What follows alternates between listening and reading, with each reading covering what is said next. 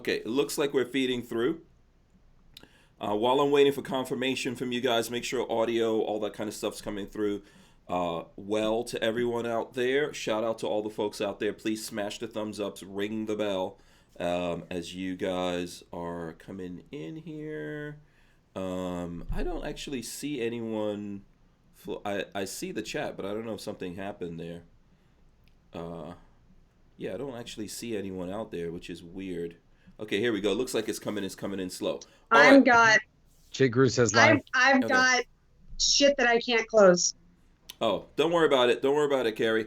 All right, so let's do this. Let me remind everyone to go to hankstrange.com, sign up for our email list, look around the site. There's different links on there. If you go on merch, it takes you to a page that will point out all the places you can get up on that Hank Strange merchandise, including we've got the Hank Strange patches there that you can get, which Lola is shipping these out right now. And if you get any patches while we have supplies left, Lola is sending out some of these gunvote stickers that we got from NSSF.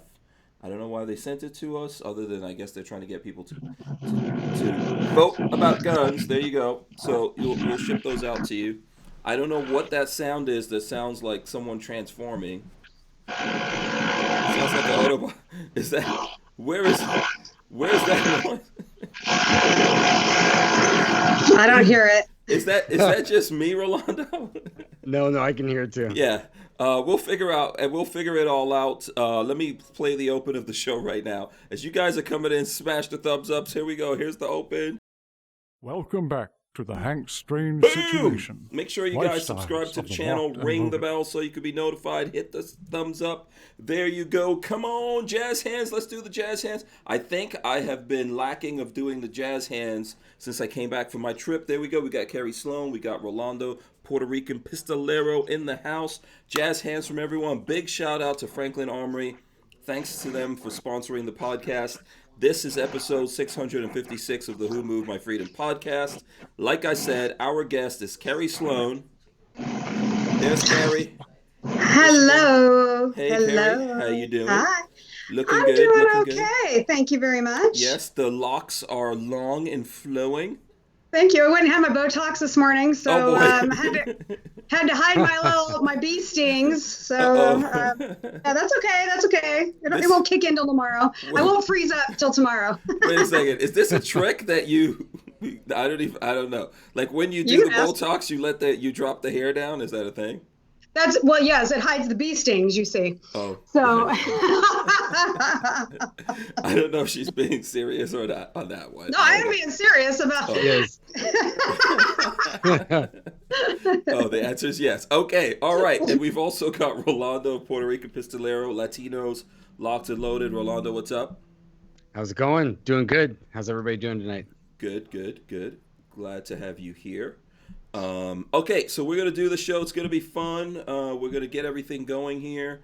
Like I said before, as you guys are coming in, smash the thumbs ups and, be sure to ask us questions and things like that. If you have questions of Rolando or Kerry, we will get to it. Kerry is from Stilettos and Shotguns, right, Kerry? What other stuff are you doing? I've kind of inadvertently gotten my hands into a lot of stuff, whether by my own making or not. But We the Female is my nonprofit organization, and I've just added to that. I've become a USCCA Firearms instructor. Nice. And I'm also the national spokesperson for 2A Women, which is a grassroots organization that does activism for gun rights, women's gun rights, particularly at the state level. So I run their SAVE program, or their domestic violence program, we give scholarships to domestic violence survivors for their firearms training when they're ready to have that done. Oh, very cool. You've got a lot of stuff going on there. I hope do you have an assistant or assistants at this point? Just the hubs right now. Yeah, I've got a lot of people that say, and y'all know, I mean, if you've worked in anything like this, you understand, right? A lot of people that want to volunteer, but nobody who really commits to actually doing it. So when I need it, or you know how that goes. So but right now we're managing it, but as I keep teaching, I'm the only female instructor within 2 hours and the only non-NRA instructor within about 300 or 400 miles of me. Okay. So fill us in on where you're living. I live in upper left northwest. I live in Washington State, and I'm actually out on the peninsula in Washington Oh, State. So like if you okay. look at like if Washington looks like this, I'm like out here. Okay. So and so there's a couple of ranges here, but no non-NRA, and they're all men instructing. So I ended up falling into a lane that I didn't anticipate falling into, and it keeps getting busier. So Hmm. I'm grateful. We're arming the women out here, and it's awesome, especially our granny Oakleys, as we like to call them. We got a lot of grandmas coming and getting trained that have never touched a gun, and I'm loving that. I'm loving working with the grandmas. Awesome, So awesome. I think folks are looking at your guns in the backdrop there. In case you don't know, I remember the last time I can't wait. The last time you were on, don't touch I anything. know, I'm not touching them. Don't, Yeah, I don't know. start I carrying. learned I have to keep my mouth PG-13 and don't touch any guns. I'll be happy for one of those, Kerry. if Mama you Lola has spoken. I know. if you if you do one of those things, I'll be like, oh wow, Kerry was awesome today. Not bad. I know, the Kerry was on her best behavior. Yeah, I don't know how long, because I was like, I don't know how long Kerry's gonna be able to be nice. I'm not So really did sure. when Huh? Lola, she told you I was on her, you're like, oh geez. Okay. Yeah, I told Lola, I was like, listen, you got to make sure I'm well rested before. You got to get those vitamins in. No, I no, know. You better drink your B12. no. Look, it's always fun to have you on. For some reason, Thank you. YouTube always makes us take your videos down. Ooh, controversial. Yeah. Well, it's usually because I'm dropping F-bombs, so I won't drop any F-bombs, I won't touch any guns. Yeah, you know, Um, it's weird. Why, right? Because it happens with certain people. So if Antonia Okafor is on, we have problems with that yeah. video. And then the guy from GOA California, which I'm forgetting what his name is right now. Uh, Eric? uh, what did you say? Eric, Eric Pratt? No, no, no. GOA California. Oh, GOA California. Lola, save me. What is the GOA California guy? He was on like 2 weeks ago. But Paredes, Sam Paredes. Yeah. Oh, Anytime he's on, they give us a heart. It's just certain things. They smack us upside. Arms I'm not list. even active on YouTube, so that's even weirder. Well, you're on a list somewhere, Kerry. So Oh, I'm sure I'm on a lot of lists. They yeah, collaborate. They yeah. collaborate. You're all up on that list. Yeah, They've that's okay. got the algorithm to like recognize you every time you're famous. Wait till my husband retires from the military. You think I'm on a list now? Oh boy. Yeah. Wait till he's free. Yeah. Yeah, absolutely. So anyway, listen, we'll try to have as much. Huh? Oh, someone says Carrie's too bright. Did you put a light on? I thought we went through That's my personality, bitches. Hold on just a minute. Let me turn the light. Hold on. some extra lights Hold went on. on over there. Yeah, No, they didn't at all, actually. I haven't touched anything since then. So you hold know on just a what? minute. Let me Put your turn hand it off. close to the camera. Sit back down. Put your hand close to the camera, and then maybe it'll relight. There you go. See, it's adding. I think it's because there's a white backdrop behind you. The Okay, autofocus. Carrie. Okay, you got to Yeah, the warn auto dude white so they balance. can get ready for that. Hold on. Before you go full open mouth. It wasn't my boobs. Now we're gonna get Wait, hold on. everyone rewinding just to that part. Hold on a second. Go back 10 seconds. Oh boy. See, I told you, Lola, Kerry, she doesn't even have that part. That thing that everyone has in their brain that goes, don't do this. Oh, it's there. It's, It's just that veil is really thin. yeah, it's wide open. So, have you ever been on? Did you ever do anything with Rolando? Have you been on Latinos Locked and Loaded yet? No, I have not Oh, been on Latinos Locked and Loaded, and that's interesting that I've not been on Uh-oh. Latinos Locked and Loaded since the reason that they are jumped into advocacy was because of me. Yeah, So I find Rolando, it what's up with that? interesting that the Latinos Locked and Loaded have not made the decision to have me on their show yet. Yeah, let's oh, turn well, that we would pressure. definitely love to have her on. Seriously? Really? That's what you're saying now? That's not what you told me earlier. No, I'm just There goes Hank. kidding. That's okay. No, I I'm remember. trying to- Yeah, but they always say that you're one of the reasons why they're doing this. They always tell me that. Mhm. Yeah, but maybe they just don't want to get burned down, and they don't want to die right out. They want to get a couple of people following them. Do you? Well, I don't know, man. A lot of people follow. I mean, Yeah. a lot of people will follow your show if I'm on there. Yeah, Edward Diggs says Kerry is so cool. Thank you. See, look Appreciate at that. that. Getting all the love already. Thank you. Yeah. So, all kidding aside, like I am sarcastic, I'm funny, but I'm very serious about my advocacy. Mm-hmm. I follow politics tightly, particularly within the Second Amendment community. I understand policy very, very well, and I'm beyond passionate about making sure that women are educated and trained. And I use my firearms instruction as I'm teaching firearms. I use it also to teach women about how they've now become advocates, and I get them registered to vote and get them voting for laws and stuff. So as mouthy as I am, and I know a lot of people are uncomfortable with that, I'm actually putting in a lot of work that I'm very, very passionate about. And that's where my focus, really likes to be. So yes. And truth be told, like I like aggressive women. I like women who can take care of themselves, stand up for themselves, smack me around a little bit. I'm into that sometimes. Well, I charge extra for that, and and you have to sign release forms. And if you want me to wear the boots, it's gonna cost even more. Safe word. What's the safe word? What's that? What's a safe word? I'm not telling anyone. You don't even know, huh? You don't know. I know, but why I'm asking you, what does that mean? I don't understand what that means. Yeah. Listen, it's just I was telling everyone last week, and I don't know if Rolando was here for this, but there's a song that I used to. Do you like reggae? You like reggae music? I do. Yeah. So back in the days, Shelly Thunder did this song called "Man Forget Koof." You ever heard that song? Sometimes I man forget. Oh yeah. Koof. Yeah. So you know what reminded me of that? Like everyone's calling COVID-19 the Koof, right? So when Trump got it, right? There's all these people because I thought it was okay now. I thought the overlords of the platform said that we can say COVID-19 now, but people say Koof instead, And then when you I call it the Rona, yeah, there's a whole bunch of different things like that. But when you just said sometimes, people have to get, smacked up, I was like, yeah, sometimes man forget Koof. That's what it means. That's true. That's true. Yeah, get true. smacked up sometimes, It's true. Yeah.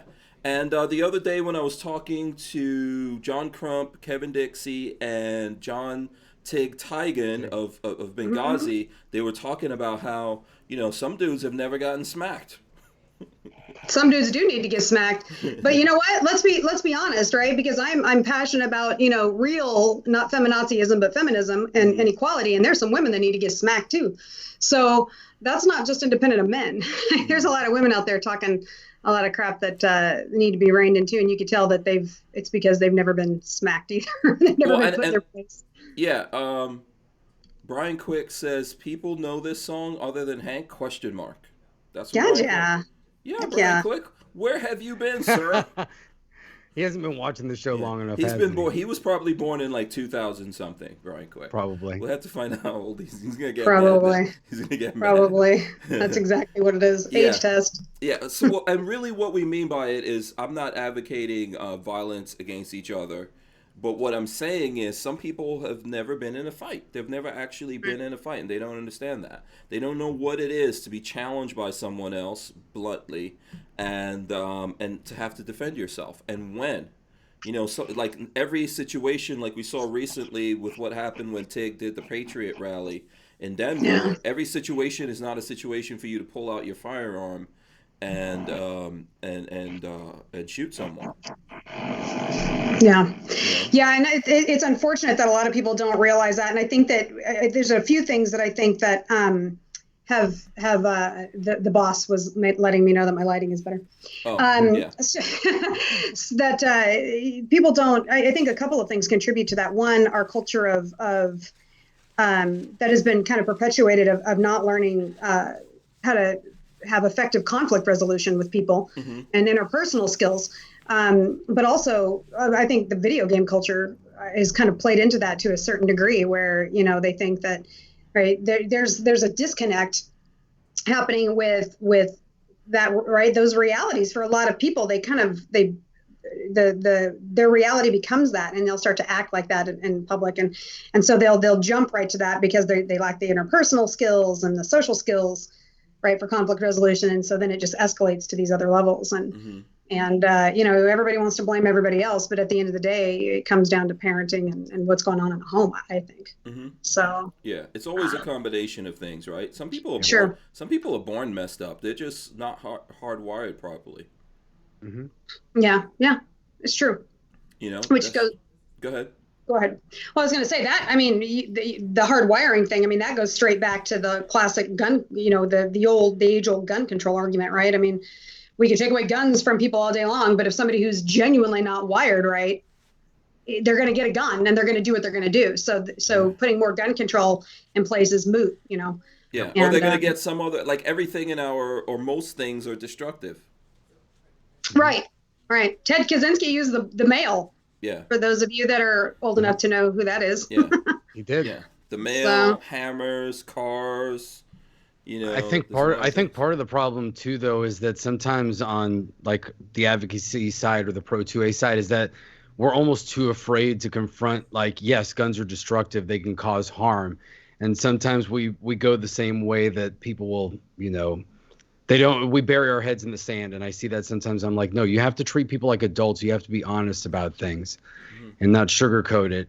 But by telling them the truth, that builds respect. No, it doesn't. That's no. Or you get blacklisted and people don't want to talk to you because you call them out on their bullshit. Yeah. That's probably not a conversation you want to get into here. So, because that's going to make a lot of people uncomfortable. But I have a lot of experience with that recently. Hold on. Someone blocked you? Was it a platform? Or no, blacklisted. Like there's a whole bunch of people that won't have anything to do with me because I've called them out. And are you talking about in the gun community or somewhere else? Oh, okay. Yep. All right. We're in it now. We might as well get into it. What do you think, Rolando? It's I don't know. Rolando knows exactly what I'm talking about. So he probably I'm telling you, this is gonna be a hornet's nest. No, you just see it everywhere. I see it. You don't even have to. It goes top to bottom, I think. I mean, you can go into chats, you can go into things like this. It just gets into arguments, and I'm just talking more about real life too. Like you go to the range with people sometimes, and they get very sensitive when you're like, you have to be honest with people. Like you can even bring up organizations like Walk the Talk America, suicide prevention. They don't want to have those conversations sometimes, or hold my guns. And it's almost taboo to go there. And I think it's ridiculous because it's almost avoiding the conversation of, if you own a pool, the chances of you drowning are going to go up. That's just a fact. If guns are in the equation, things can happen. And it's okay to talk about that, especially in the era that we're living in with all the lockdowns and all that stuff. People are dealing with a lot of crises. So I think you got to be honest about it, especially with new gun owners, which we have, 5 or 6 million new gun owners now. And you just got to put it out there, whether people like it or not. I know we talk about it, and it's like, whatever. And so a couple of things I would say to this. One, everything has to change. So regardless of how the gun community was in the past, and however things were done, it's going to change. We can't. I don't know what that sound is. I don't hear it. It's like a vibrating. Yeah. Is your phone on the table or something, or? Yeah. Is Rolando's vibrator on? I don't know. He's got the red light thing going on back there. Like, I know. I got the Halloween thing going on. Is it my hair rubbing against the speaker? No, I don't know what it is. No, it would make that sound. Yeah, it's a weird sound that's coming I can't hear it. Yeah, I don't know if the folks out there are hearing it. They can let us know. But what I was saying is everything changes, right? So the gun community was one way a long time ago.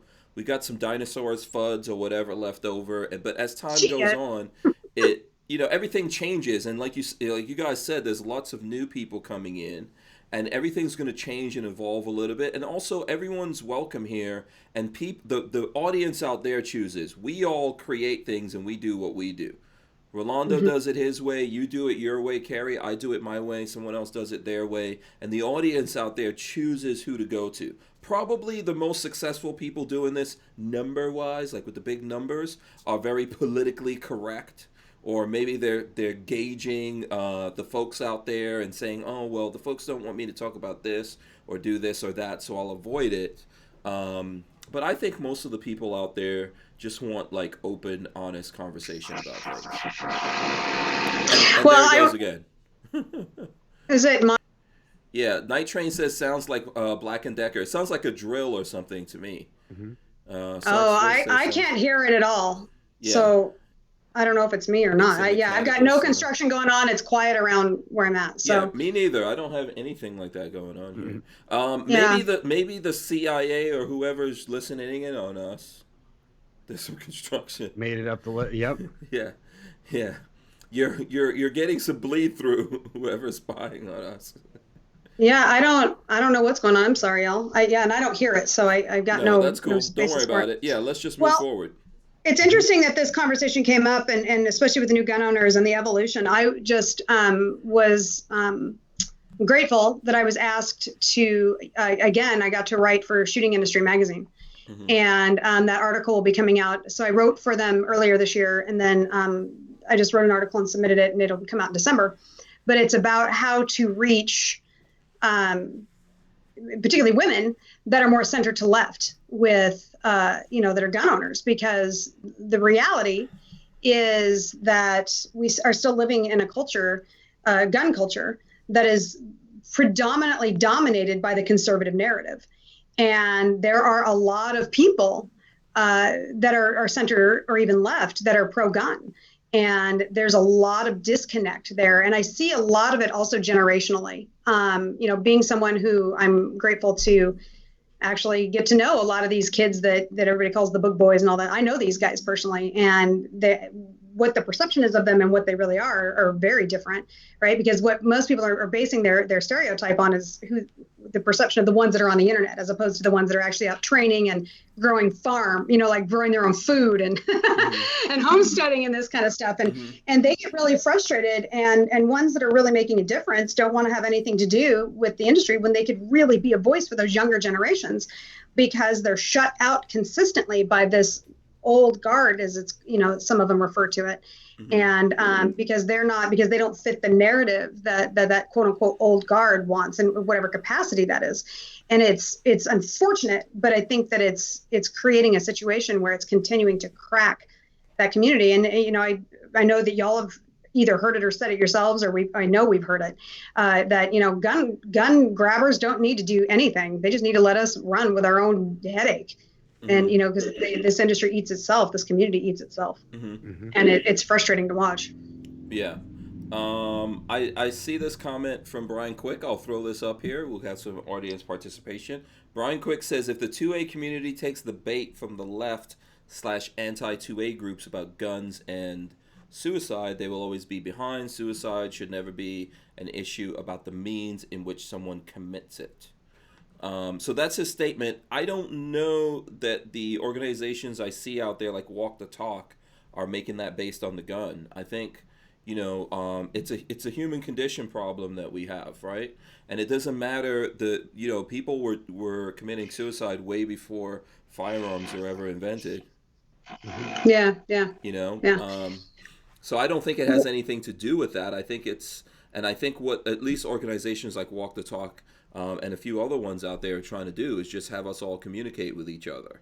So. Yeah, I agree. And to that end, with gun grabbing groups and stuff, one of the bigger pieces that they use, while suicide is a component of it, it's women and domestic violence victims is the big one. And one of the big narratives that they've got is that, and I'm going to say it twice, so see if y'all catch it. But the narrative, and some of you have heard me say this before, you'll know, is a woman, a victim, domestic violence victim, is 5 times more likely to die if there is a gun in the home. That's the narrative. That's the narrative. So let me say that again. 5 times more likely to die if a gun is in the home. They're not saying by gun. Yeah. They're just saying she's 5 times more likely to die. The reality of all of that is that it's about the gun. The implication is completely that it's about the gun, yes. The reality is that a victim is not likely to die when she's in the home. She's more likely to die when she tries to get out. Because for an abuser, it's not about about killing her. It's about control. And so he's losing control when she tries to get away. And that's more often when you'll see it with a gun, right? If she's in the home, it tends to be more hitting, choking, you know what I mean? It's more hand to hand or a knife or something of like grasp of opportunity. because it's out of passion as opposed to calculated because she's left. Whereas you tend to see more of a gun if she's already left. So that's what I try to do is I try to get in with victims and get them around their heads that they need to be better trained and be ready for that. The kicker is that a lot of people out there in the gun world talk a lot of stuff about how all women need to be armed. That is not true. First of all, nobody needs to be armed if they're not ready to be armed. End of story. Second, with domestic violence victims and survivors, you have to be very, very careful because their headspace could get that gun used against them. And I just ended up meeting with a student the other day. She took my class because she was ready to be armed because he's escalating. And so I sat down with her for an hour and a half and I talked to her and I said, "You're not ready to own a gun." And she kind of looked at me, like she was starting to get offended. I said, "He is still in your head. And he is going to use that, like you wouldn't be able to pull the trigger if you needed to." And she stopped and she had to explore that, right? She had to live in that. And she went, "You're right." So I'm trying to find her a Pro 2A counselor that can get her in that headspace. So that's kind of like the comment I make about arming the women with education, confidence, and self-defense.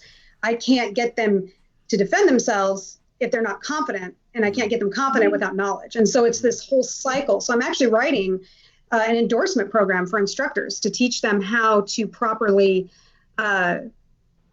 identify when a victim is not ready to be able to pull a trigger. Okay. Because that alone can help to solve the problem of using domestic violence victims as pawns.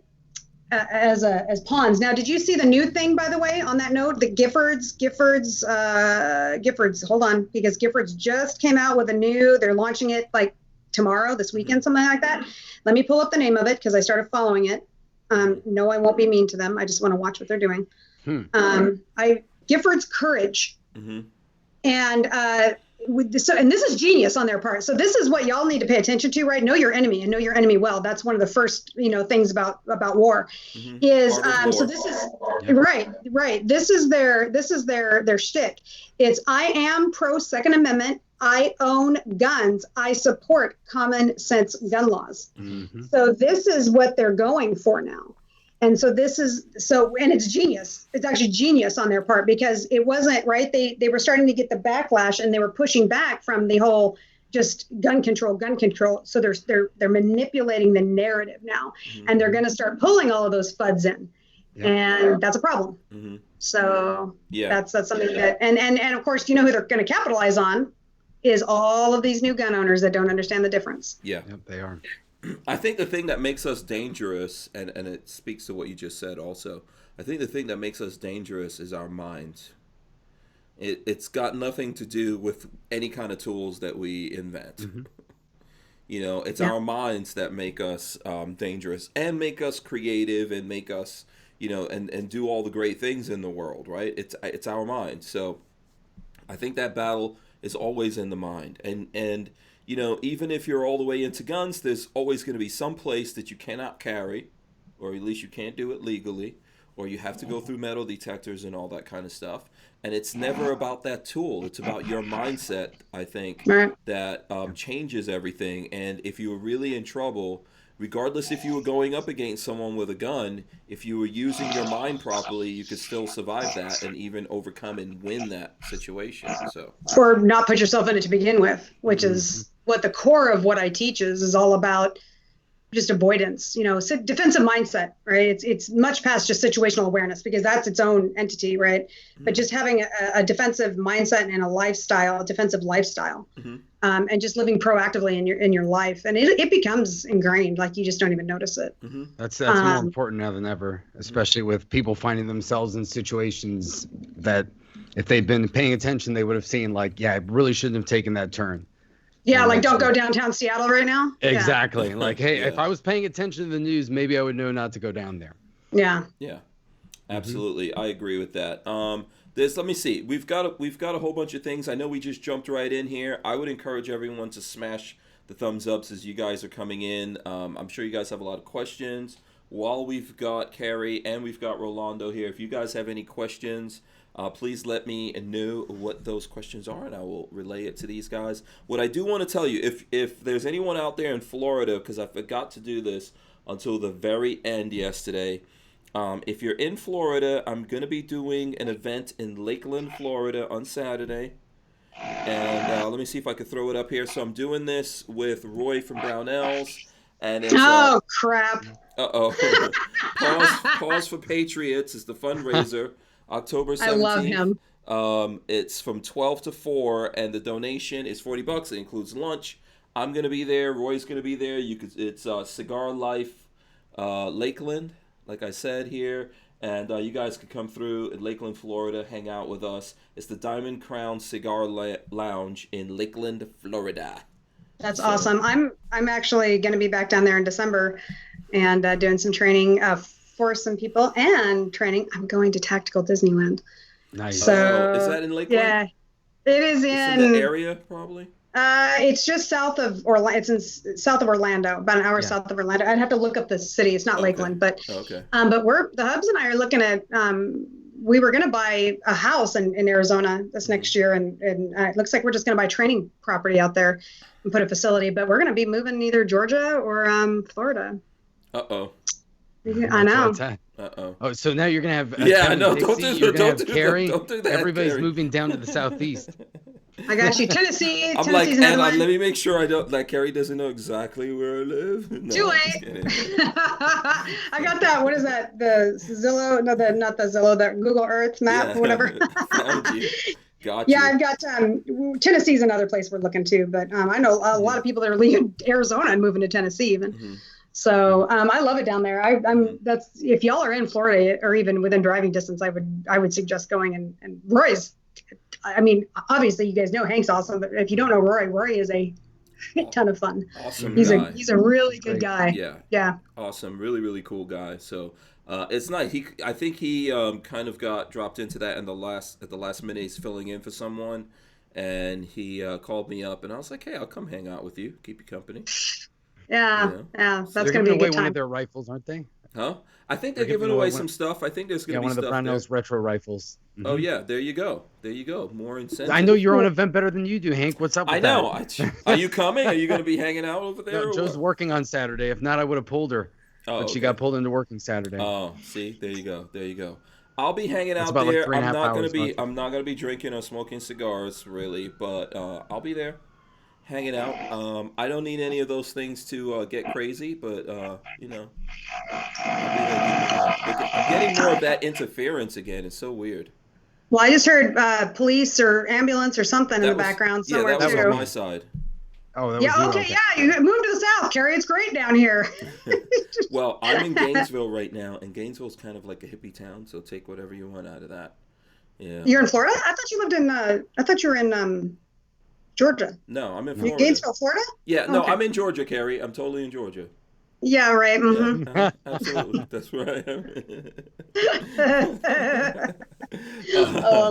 am. John Crump gave us $5. He says one of the FEC complaints that Zuckerberg will have to defend against in front of the Senate next week is mine. So that's from John Crump. That's probably breaking news. Yep. So well, that's from this morning. Huh?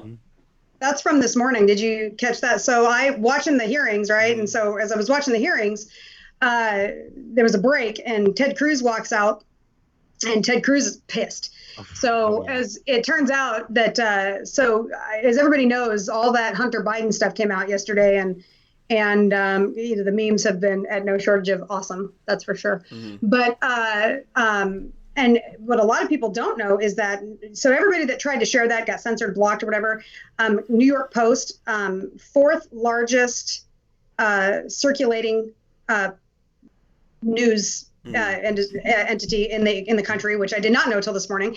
But they actually disabled Kayleigh McEnany, the White House press secretary. They disabled her Twitter completely for trying to share it. Mm-hmm. And then this morning, when a bunch of the new emails that came out that reinforced all of this, Ted Cruz shared it, and they blocked it, and Ted Cruz got pissed. So Ted Cruz and Lindsey Graham announced that they are putting a formal investigation forward into all of this stuff. So I've got a theory on this, by the way. I don't think that, to a certain degree, I think Hunter Biden is a byproduct target. Mm-hmm. I don't think he's their main target. I think the main target is Facebook and Twitter. I think they're more after them. Mm-hmm. I've heard a few different things that the New York Post obviously is dripping this, so it's going to get worse and worse and worse. as it goes along. And I think you're right. I think it is a trap. It's a trap for them because they know that they can't help themselves at this point. They're just too committed to what they're doing. Mm-hmm. And they have to go all in. And I think they've thought that, well, we got the media on our side, so we can get away with anything. And it's like, that's not going to work, man. It's way too obvious at this point. It's pretty clear cut what these guys are doing. And I think we've been saying this for a while, that the closer we get to the election, the more dangerous they're going to be. And even when Trump wins again, they're not going to chill out. They're just going to say, well, forget it. Now we're just going to go all out. You know, it's interesting. When I was visiting my Botox doctor today, because I wasn't kidding about that, he is over in not that Washington isn't completely, like, well, let me rephrase that, Western Washington, right? Everything on the west side of the Cascades is all blue. And literally everything is all red. I mean, and it's like Mason-Dixon line stuff from the old South. Like, it's literally that divided. Yeah, I'm not even kidding. It's a trip. And he was saying, he's in Bellevue, which is like where Microsoft, that's where Bill Gates, that's where the Microsoft headquarters is. And he said that he can't tell, he said, I'm blown away to find how many blue alt-left liberal Democrats that have been clients of his for years are coming in and they're like, I'm finding myself a little more purple, or they're saying that they're voting for Trump because of everything that's going on. So anyway, just a side note of that, like, I think that I don't think the state is going to flip. It's not, this is Northern California, but it's interesting to see that there is some of that happening, that there is a shift where they're starting to see that extremist and it being pushed by particularly social media, not just media, and that people are actually seeing it, which is a good thing. Yeah, I saw that there was a poll it was a month ago, so I don't know how the New York numbers have updated, but there was one poll, it might have been Rasmussen, that showed that New York State was as close as 6 points. And they don't think it was going to flip, but I do think that you might see, if obviously other shenanigans don't go on with mail-in voting or whatever garbage, if it was legit, I think you would see the West Coast be closer purple than it's ever been. I really do. And there's something to be said for the silent majority. I think a lot of people out there are just not accurately giving things, because I believe that most people out there are sick and tired of this crap.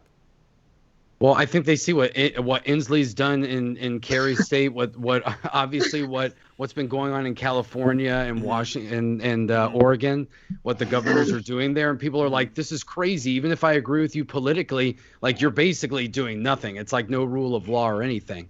So it's like people are dying, right? I mean, my friend was that dude that was murdered on the street was a close personal friend of mine in Portland, the one that was shot and killed. I'm sorry to hear about that, Kerry. Oh, thank you. And I say it not to bring it up to, like, for that attention. It's just that he ended up being, which would, just so you know, it would make him nuts to know that he's a martyr. Like, that was not his game. He was talk about the art of war, like, he was a very peaceful man, very, very, very passive. It looks like he was straight up. It looks like he was just straight up murdered. He was straight up assassinated. Yeah, the dude was right around the corner, and he came around anyway. But point being is that was a huge wake up call, I think, for a lot of people, and it was pretty much just the extremists at this point that were like, well, he shouldn't have been there. Fortunately, I was in a position with, I don't have a huge following, but it's bigger. It's big enough that it got spread. Like, he lived blocks from there. So while he did know some of these Patriot Prayer people, right, he was literally walking home. What do people mean he shouldn't have been there? Maybe the rioters shouldn't have been there. Well, exactly. Yeah. And that's a whole, I mean, we won't get into, like, the whole logistics breakdown. Now we can't go where we want to go in America. It's almost like when you go back to it's almost like these sundown cities. What are you doing here? Don't come out here. Don't come over here and say this and say that. Don't have a pro-Trump rally over here, or we're going to do this to you. What kind of nonsense? What are you talking about? This is either America or it's not America. And if on your side you feel like you have a right to be there, we have a right to be there. It's when you decide to make it a violent thing because we believe what we believe, then this is where we have a problem here, Yep. Well, and we saw that, because we had that Chaz Chop, whatever they do, they just changed the name, and that literally happened, right, where they had that area where they sectioned it off and wouldn't allow people in. And I was a little conflicted over that one. Like, when homie started pulling those guns out of his whip back in the trunk, and I was like, I'm like, I think that they should be that available, but I'm not so sure these people have some training. Like, I was conflicted. Are you talking about when they were just handing out guns to people? He was handing them out in the back of his whip, sitting outside the like, you get one, you like Oprah. He was handing out ARs, and I'm like, the libertarian inside of you is always like, oh, like just the anti-government person inside me was like, yeah. Well, listen, it's all good. You want to do that. The results of that you've got to live with, and you have to take the blame for. Mm-hmm. I mean, that's just the bottom line, you know. Of course, that didn't make national news. Yeah. But we heard about that here, and I was like, oh man. So I was telling my husband, I'm like, part of me kind of wants to go train them. So at least if they've got them, they know how to use them. But I don't want to endorse or support that crap. And anyway, it was living up here in particular. It was a pretty frustrating thing to watch, especially when our governor said, I didn't know anything about it.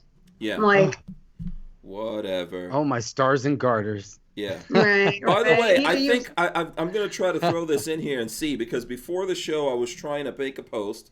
Let me see if I still have it saved in here. No, I don't have it saved. Okay, I'm just going to do this as a test and tweet this out, because whatever I was trying to post before I couldn't post. Let's see. See what's coming up? Tweet not sent. We're sorry we weren't able to send your tweet. We would like to retry or save this tweet in drafts. What the hell's going on?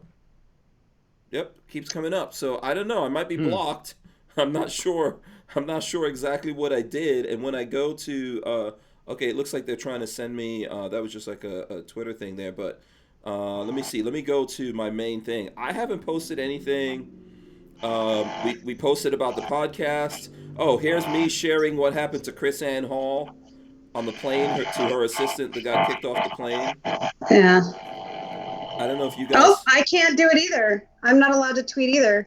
Really? So okay. I just tried to retweet my friend Hotep with it over there. He's awesome. Oh, Hotep? And I just, he and I are like, we're kicking around doing a little podcast together. That would be.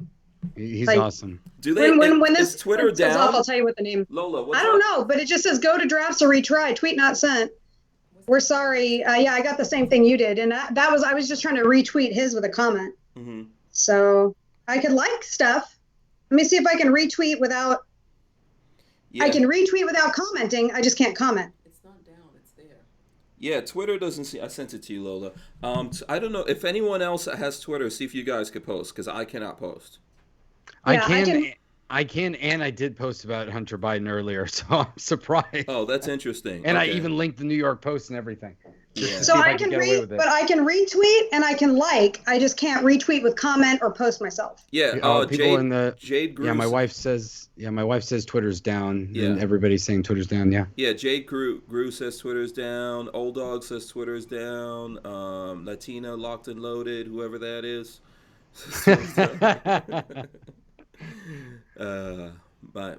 My best regards to Joanna out there. I think there was news about those K-pop people, but we won't get into. There's always news about them doing something. I think they just became instant millionaires or something. They're traded on the stock market now or some nonsense. They made like the biggest music contract of all time or something. And I think that I'm sure it all is connected to all this stuff going on, right? Oh yeah. Oh, they're probably changing their back end. They're trying to figure out what they're gonna do. I agree with that. Anytime you see stuff go down, they are getting ready. They're like, oh really? Yeah. Well, it's like in the Matrix. Remember when you have deja vu, you see the cat twice, and it's like, oh, they changed something in the Matrix. That's exactly. Yeah, the program changed. Mm-hmm. That's exactly what's going on here. Yeah. Chris Bullis says, "What's Kerry's IG or Facebook?" Here, do you want me to go? I'm putting it up now. Yeah, I'll throw it up here on the screen. Let's see. I'll find Kerry Slone. Hold on. There we go. Kerry Washington came up. Wait, what is your? I spell my name the way Kerry Washington does. Wait. So we spell our name the same, so it's one or two R's. Clearly, you can understand why people confuse me with Kerry Washington all the time. Clearly, you can see the resemblance. It's the hair. It's definitely the hair. It's totally the hair. Yeah, but wait, what is your spell out your Instagram here, because she posted in the chat. That was you, right? Where is it? Where is it? Who put it?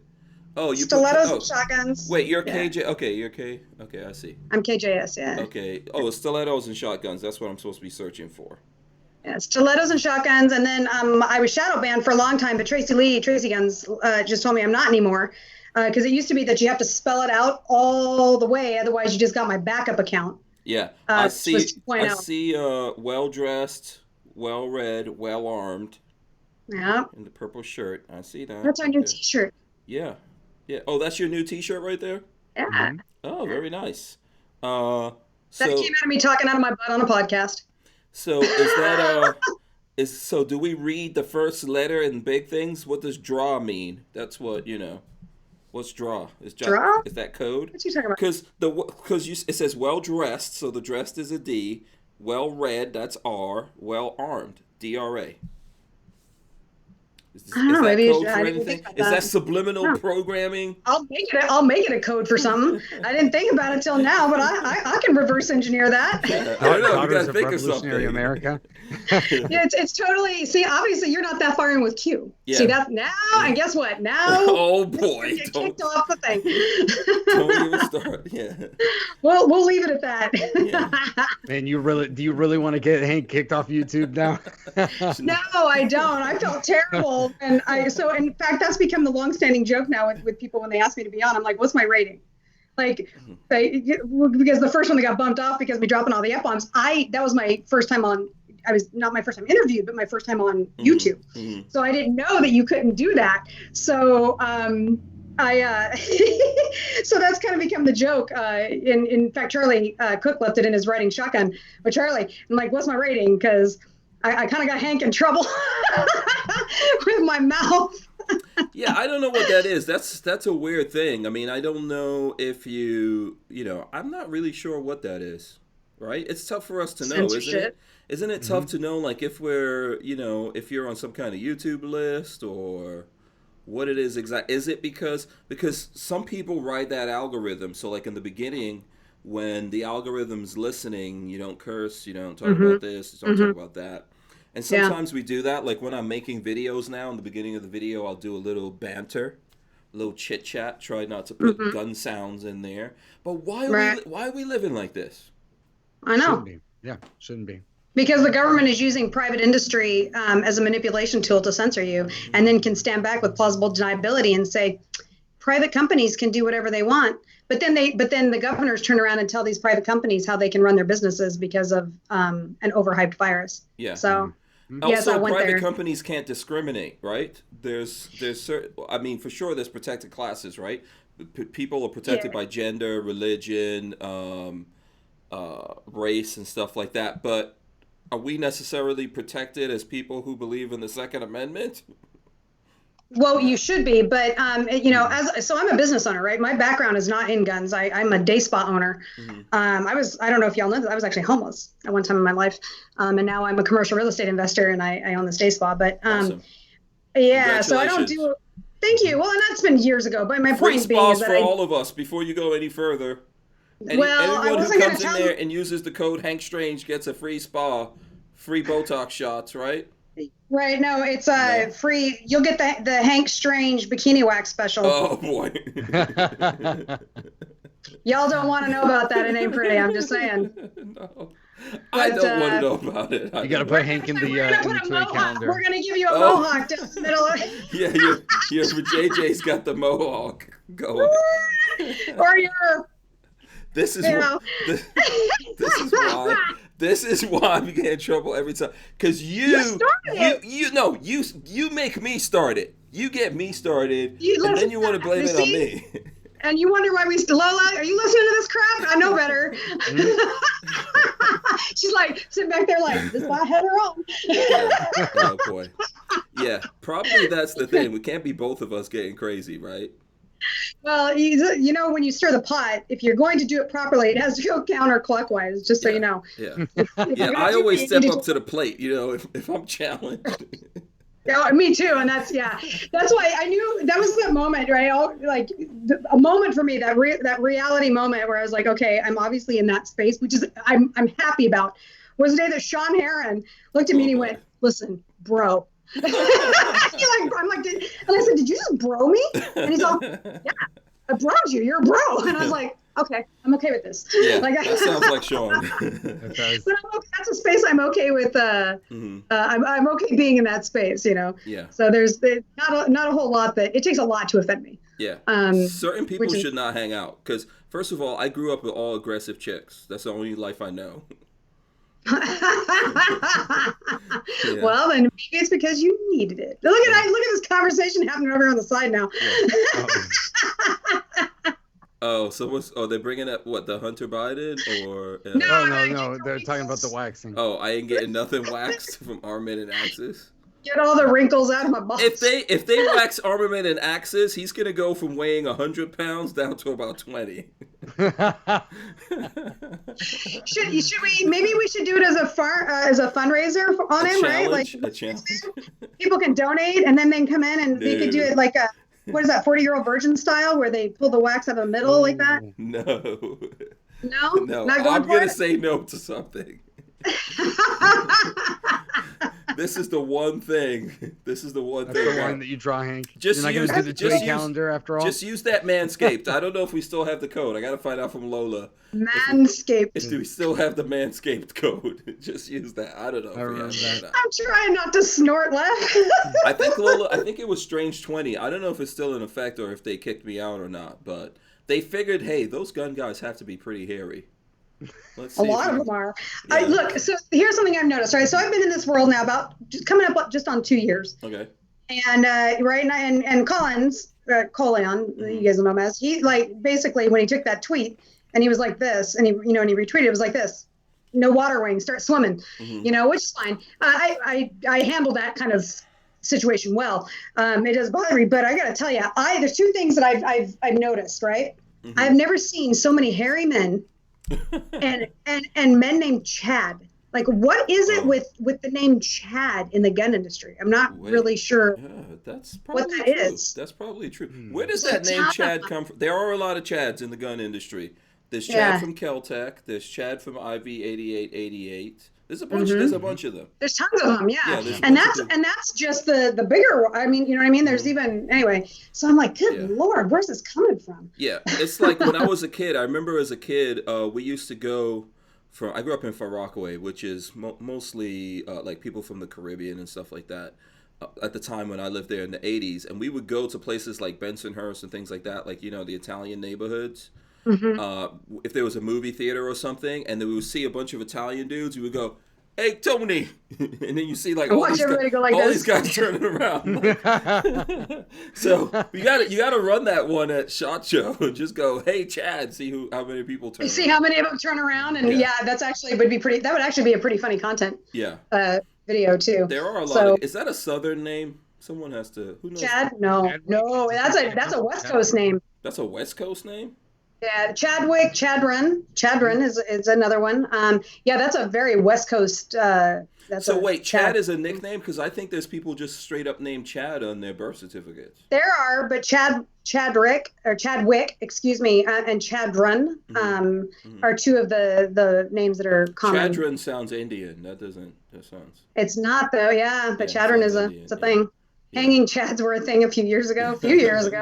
Yeah. Well, they were a lot longer than a few years ago. Are you having one of those moments where for you 20 years, your high school reunion was 20, you graduated 20 years ago, but it was just 10 years ago? Yeah, Hanging Chads was from what election? 2000. 2000. That was Gore. That was Gore, right? Yeah, wow. Yeah. That was 20 years ago.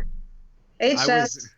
Okay, you want to feel bad, Hank? You want to say what you want to know what grade I was in when that happened? Into the year 2000. Hold on, let's take bets. Wait. Let's take bets. Everyone right now, give us your best guess of what grade Rolando, Puerto Rico Pistolero was in the year 2000 with the Hanging Chads.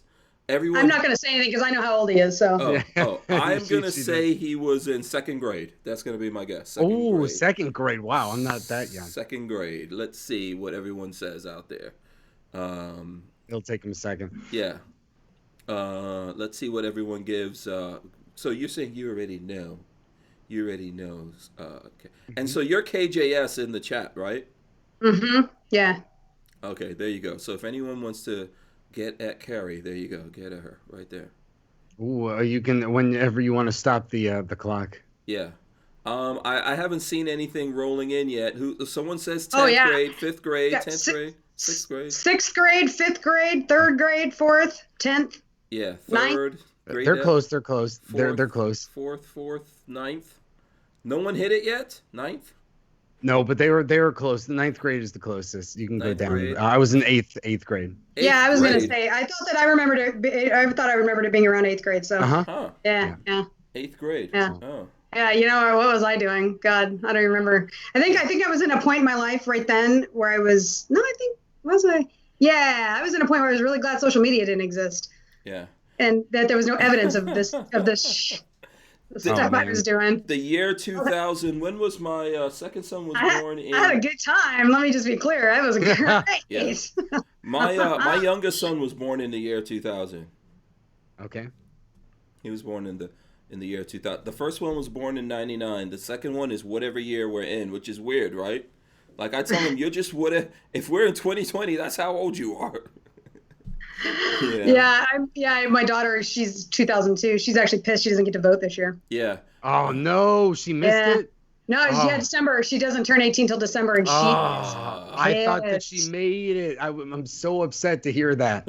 She's working on a campaign. She's actually working on a political campaign here. She graduated with just, not that you guys want to hear about my kid, but she dropped out of high school, and of course we do. She's dropped out. Well, my kid's a like she's no joke.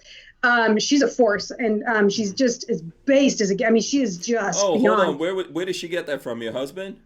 Both of us, honestly, yeah. But yeah, because my husband's a historian, right? So his education background is he is a historian, and then he's been active duty military and has spent an immense amount of time of his career in the Middle East and such. So our dinner conversations were about history and the Constitution and understanding that, and it's a nerd thing for me. So she's dropped out of high school. She was going to a private school, and she dropped out because it was going to be remote. So she's finishing at the community college, and we found out that the 3 classes she has to take to get her diploma will transfer. And I'm going to brag. My kid just got accepted to Oregon State University. All right. And she's going to OSU because they're the top in the world. Thank you for all of their environmental engineering and sustainability and agriculture and forestry and all that. They're number 1 in the world for forestry, but all of those, they're top 10 in the world. And her attitude is, there is no better FU to the government than learning how to live without them. Mm-hmm. And she's not wrong. Mm-hmm. So she's actually putting it where it is, and she's going to become educated to completely go into sustainable living and off-grid living and environmental engineering and all that kind of stuff. And I'm like, that's awesome. My last 2 years of college, they just started doing that, and I took that in my for my engineering degree. I did sustainability and solar power and all that. It's a trip. That's awesome. That's awesome. You should be proud of her. She's gonna kick ass. Well, more than anything, she's just she came in and she's working on our Lauren Culp is the gentleman. Speaking of gun rights, back to to what the show's usually about. He's running as the Republican, but he's not really Republican minded. But that's kind of the way our system is, right? Mm-hmm. He's the first police chief in America that declared his city a sanctuary city after 1639 was passed, which was that law that threw me into all of this, right? Mm-hmm. So there was only one other law enforcement official that had done that, and that was a sheriff, which typically they do. You see it more with sheriffs because they're elected. Mm-hmm. But he was the first police chief that did it in the country, and so now he's running for governor. So she read his platform because she's very anti-party, completely anti-party, and so she read his platform and she said, why don't people know this about him? And I was like, well, it's campaign.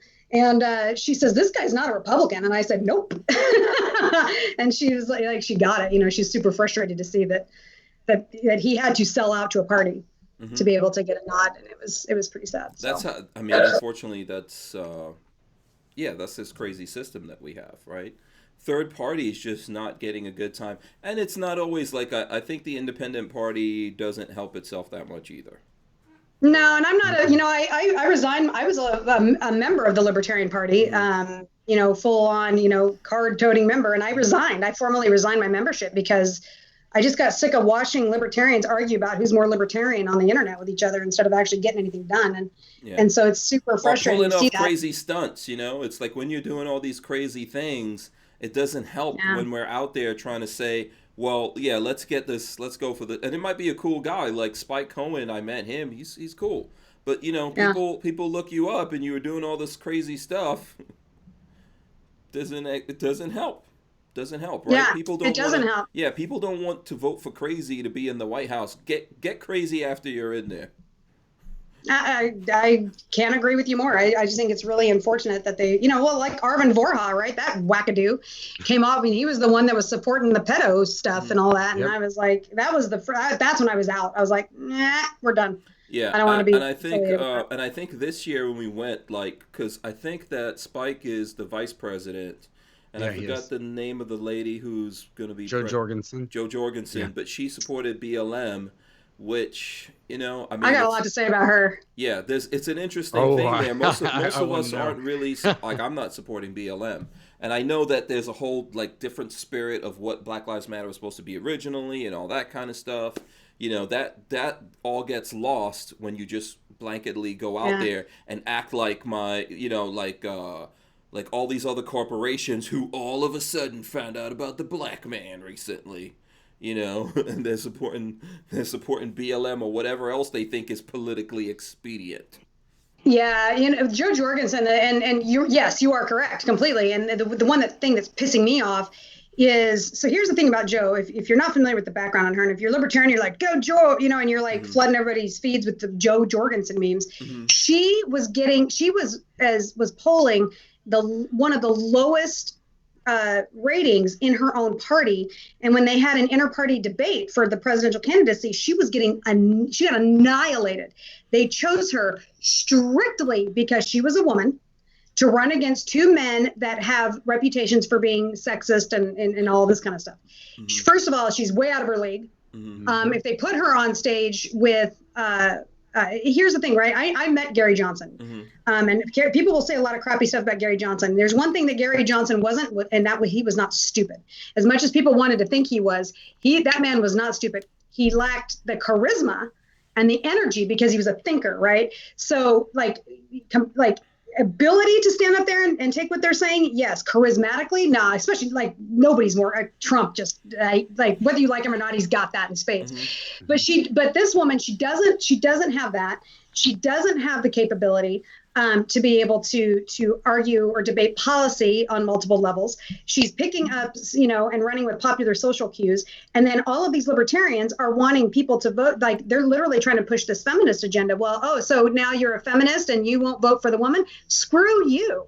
That's not what it's about. That isn't what feminism is about at all. Feminism is about being able for a woman to be able to have the same choices and equity as men. And it's not about me having to pick a woman. That's just going right back to that patriarchal bullshit. Yeah, just I get on my rant about that. No, well, if you want to support a woman, give us a woman that could be president, that we feel that can be president. That's how it works. Condoleezza Rice, man, she was I love her, but she sold her soul somewhere down the bush line, and it'll never happen. And she's too smart to be president. But boy, do I love Condoleezza Rice. Like Nikki Haley, Rice? I did like Condoleezza Rice. I think she's very practical. Perfectly capable of doing the job. She's a little bit too nerdy for me. She's a little bit. She needs to take over the NFL. Instead Roger Goodell. Goodell. Was too sprung on W for me. Well, that's what I'm saying. She sold her soul out to him, and that's what did it. But Nikki Haley, I love Nikki Haley, but Nikki Haley's a little too conservative for me. So, the capability of the job, I think she'd be great. But I would love to see a woman that's actually capable of being able to do that job. And I think there are women that are capable of being. Absolutely. President. Oh yeah. 100%. Absolutely. Yeah. I absolutely agree. But Jo Jorgensen is not it. Len Holt says, what happened to Adam Kokes? Where is he? And Adam Kokes, by the way, was here on the show talking about this. And I think Adam's cool, but remember, he said when he became president, he's dismantling everything. Yeah, I was on a panel with him and Maj a year and a half ago. And he's an interesting dude. Yeah. No, it was Adam Kokes. Yeah, Adam Kokes. I think it was him, right? Who's the other one? He was in the military.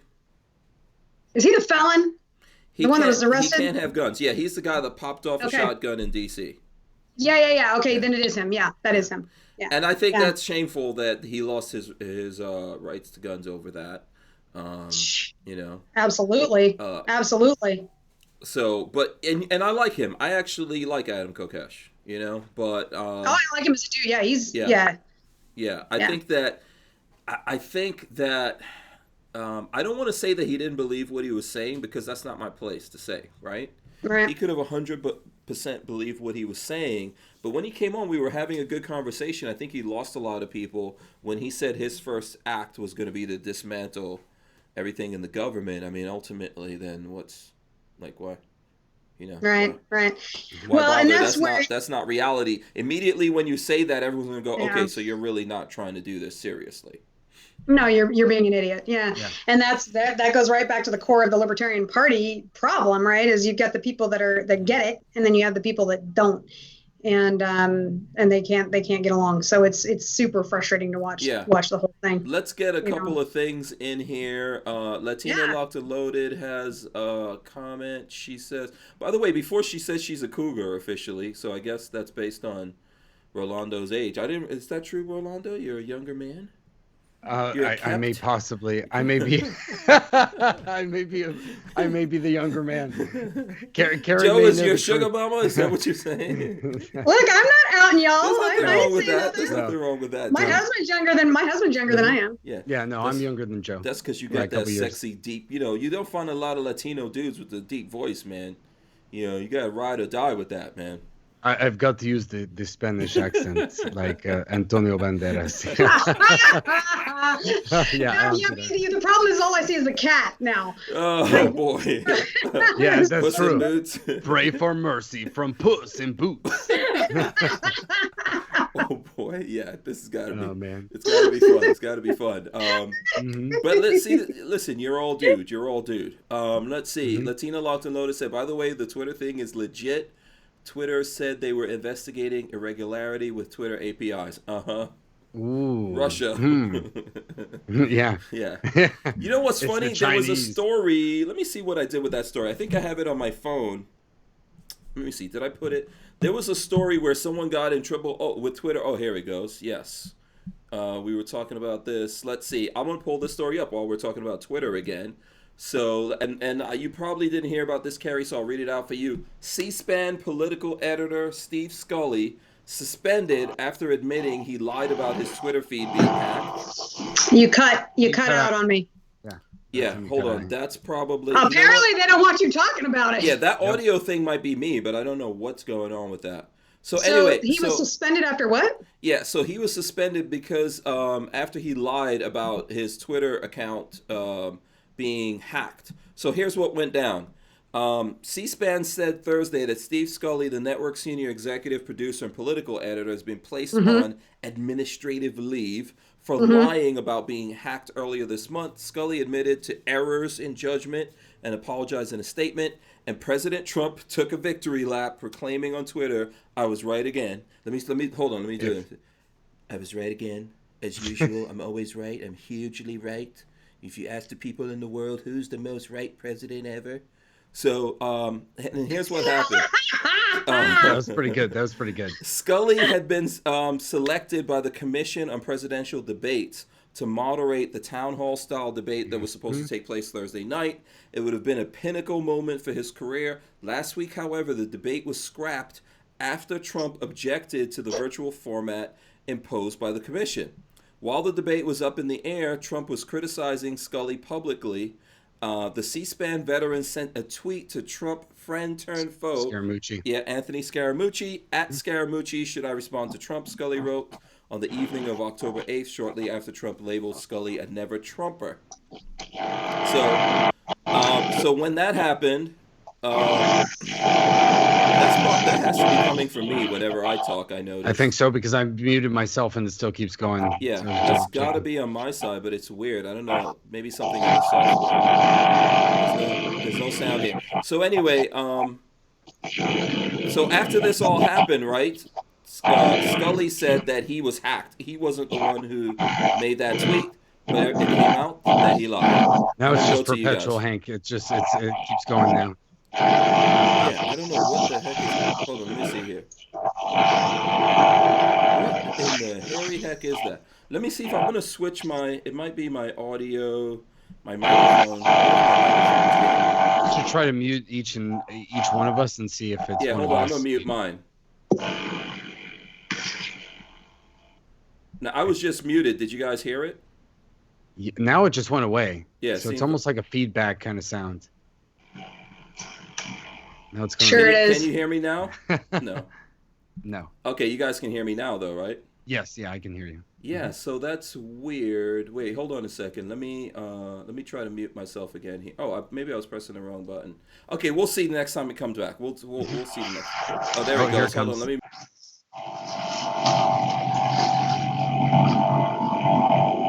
Yeah, I just had it muted, and I think it was still doing it, so I don't know.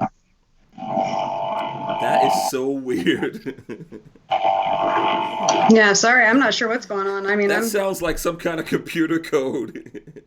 Yeah, I'm not sure what computer code being sent to someone's hacking us. They're hacking in right now. They're drilling. Probably. It's probably what's his name from C-SPAN. Yeah, Yannick Stoner says, "Is that a minigun going off?" Yeah. Yeah, see, I can't hear if there's any of that going on. Like people talk about that construct, I can't hear any of that. It sounds like an electric toothbrush. Yeah, I've got nothing. Mm-hmm. That does that. It's so weird. Someone's drilling. I don't know. Yeah, but we don't hear that here. There's no one drilling here. Yeah. I have no idea. Yeah, well, there's nothing going on here. I'm not sure. It's bizarre. It's Hank's alter ego. Somebody said. I'm telling you. It's really bad. You know, they said that I think next week CERN is supposed to set off their particle collider, and they said it could open a bridge between dimensions. So maybe they decided to do it early, and we're seeing the consequences of that right now. Brought to you by Elon Musk and SpaceX. Yes, there you go. Can you imagine if they did something like that and created a rift, and it was really like you saw in Star Trek and all those other shows where there were evil versions of us? It's going to be the world where Hillary won the presidency in 2016. No, I think that's what's actually happened. You know, they just opened those sarcophagus, right? They just opened those things where they found all those. Did you not see that? They said that Trump got COVID the exact same time that happened, or some BS like that. Wait, hold on. I gotta look this up. Where did you guys find? Where did you find this? You just gotta read it. Yeah, you gotta read the news. They found a bunch of these sarcophagus, these Egyptian sarcophagus, that had been closed for however many years, and everybody's like, "Don't fucking do it, man! Don't open them, not this year." And of course, they opened them. And, yeah, I see. This is here's something from the Smithsonian. Here, I don't know if it's me going to what's on my screen, but we'll try it and see what happened. Oh, there's all these pop-ups. Okay, hold on. Let's try this and see what happens here for a sec. Ancient Egyptian coffin opened for first time in 2,600 years. That's crazy. The sarcophagus is one of the 59 unearthed at the Saqqara necropolis in recent months. Yeah. But there wasn't like there weren't creatures and stuff like that came out of there like in Mummy. There was no. I don't know yet. Brendan Fraser's been out of commission for a few years, so I'm pretty worried about it. Yeah. That's true. Well, and now maybe they're just sitting and waiting for this alternate portal universe thing that Rollo's talking about to open up. Yeah. Initial trove of 13 wooden coffins in early September. Another 14 followed later that month. Wow. Yeah. Wow. 32 sarcophagi. Yeah, and they're seriously wood. Yeah. Yeah. Isn't that something? And they look in good shape too. From 2600. They're great shape. Yeah. Yep. What is that? Here, let me see if I can show you guys here for a second. Yeah, that's like carved wood. One thing you can see from this being wood, the face of that thing is definitely a brother. I'm sorry. I know some people don't want to hear that. Those Egyptians were brothers. I already told you people. You gotta listen to Hotep on Joe Rogan's podcast, Hotep Jesus. He goes down there. He gets all the books out. If people want to know about that. Yeah, the Egyptians, see, I don't know, man. We'll get into a whole thing with people. But just like the Egyptians had slaves. And if they, they valued a slave that looked like Kerry over, a slave that looked like Lola. So, Kerry looked more like exotic, right? So that's who they married and therefore had kids with. So now you can tell who was royalty based on their light-skinnedness. Yeah. because if you're light skinned, you didn't work, right? You weren't a laborer. You were of privilege. And yeah, I'm not stuff, saying it's cool or I'm not agreeing with it. No, it's just history, and that's the problem. Is like that's a great point that you brought with that, Hank. Is that people want to lose their shit over that. Mm-hmm. The reality, that's just history. It's just reality. It's just reality. They're awesome white people who we all love, and it's not offensive to you if there was some cool people out there and they're black people. Not the end of the world. Jesus wasn't white, people. Spoiler alert. Definitely not. Definitely not. And remember, like Moses passed for the son of Pharaoh. Yep. Right.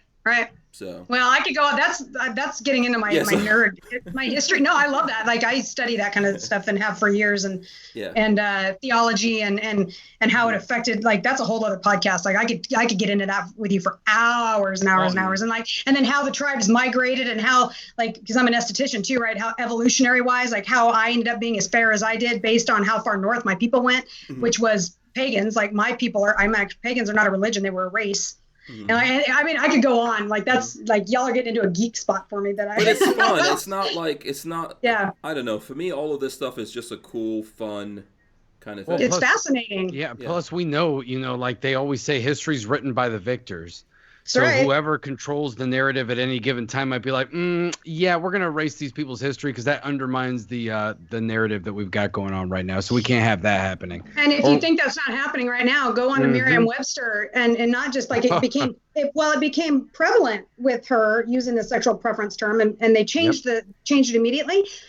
But I had noticed it a few weeks back where there were other words because I went looking for some synonyms I was writing my article and I was looking for some synonyms and I pulled up the Merriam-Webster and saw that there's all kinds of words that they've changed the definitions of. And it's and then you wonder why our children think that these things mean what they do. It's because this is what they're learning. So and it's also how they use words or violence now. Well, if they start changing the definitions of things, then of course they're going to change that perception. That's actually a really big rankle for Joe and I with the whole Latin X thing, where they're literally trying to take our language and co-opt it and try to change it when the entire basis of Spanish is that you have masculine and feminine words. So you would destroy the entire language. And unlike English, there actually is in Spain an institute that controls the Spanish language and decides what's the definition of words are and what proper grammar is. It's not like English where anything goes. That's not how it is. Hey, take it easy now. It's true. No, but I mean, English, English should do the same thing because it's ridiculous. And whoever controls language, you can rewrite history. Well, imagine, what if they change the word bear and keep and bear arms? Oh, bear doesn't mean what it did in 1791. Now it means something else. So it doesn't mean that you can actually own a firearm. So that's why owning language they're trying to do that now. That's why they're trying to say, well, they didn't mean militia. Militia meaning they meant an army. They didn't mean the people. And all of us are like, well, and arms, even the word arms, people, they're trying to use that. Well, body armor doesn't fall underneath that. Yes, it does, because I remember, I think it was Lucas with T-Rex Arms. His brother made a video that looked up a contemporary dictionary from the 1780s, and it said arms include implements that are offensive and defensive. 2015 or 2017, I've got to look it up because I'm getting ready to do some writing on it, actually. It was either in 2015, 2017. The United States Supreme Court ruled that the Second Amendment does not just apply to firearms, that it applies to any and all means of arms that one can use to defend themselves, kind of as a follow-up to the Heller case. And so again, and on that note, to bring this background of the industry, the gun world would serve themselves very well to be more welcoming to these other, right? They kind of flow a little bit, right? All of these other means of self-defense, but they still want to hold that identity of the Second Amendment being guns. And SCOTUS themselves has told you that is in fact not the case. So it's super, super interesting. Look, Amy Coney Barrett, man, this woman is my crush. Oh, somebody just commented on her, so I'm sorry. Yeah. Go ahead. No. Let's get into, because you've been following closely the hearings, right? Okay. Yeah. So give us what's gotten you the most excited. So, well, first of all, her. I mean, she's just amazing, and like as a woman, she's amazing. But I've been geeking out on this because this is the kind of, I love policy. I understand the Constitution. I understand policy. I understand the procedural the play that plays with how everything works with our government. Like, it's just a fascinating thing to me, and I understand it well. So that's why if you see my posts and stuff where I'm like, y'all don't understand constitutional process, and it shows, because she can't just walk in, pull off a book off the wall and say, oh, abortion, rip it up and walk away. That's not how it works, right? It's kind of like that commercial. Remember the old grandmas? That's not how any of this works. I infringe you. So I love when she said, and I posted that, and that's why I put that caption at the top of it on that IGTV where she's saying, I'm like, I've been saying this for years. And she walks in, she goes, I can't just, somebody just can't walk in like a queen and change what they want to change. And I was like, oh my God. It was amazing. But so she gets it, right? She's smart. And I love that she was sitting there pulling that stuff out without any. But the only reason why the folks on the left are even bringing that up is because they believe that. Right. Well, exactly. Yeah. And it's because they don't understand procedure, right? They don't understand. No. But the thing that's gotten me the most, right? Because I take a lot of heat from conservatives and liberals in the gun world, because I'm and I know y'all have heard this before. I'm a real feminist.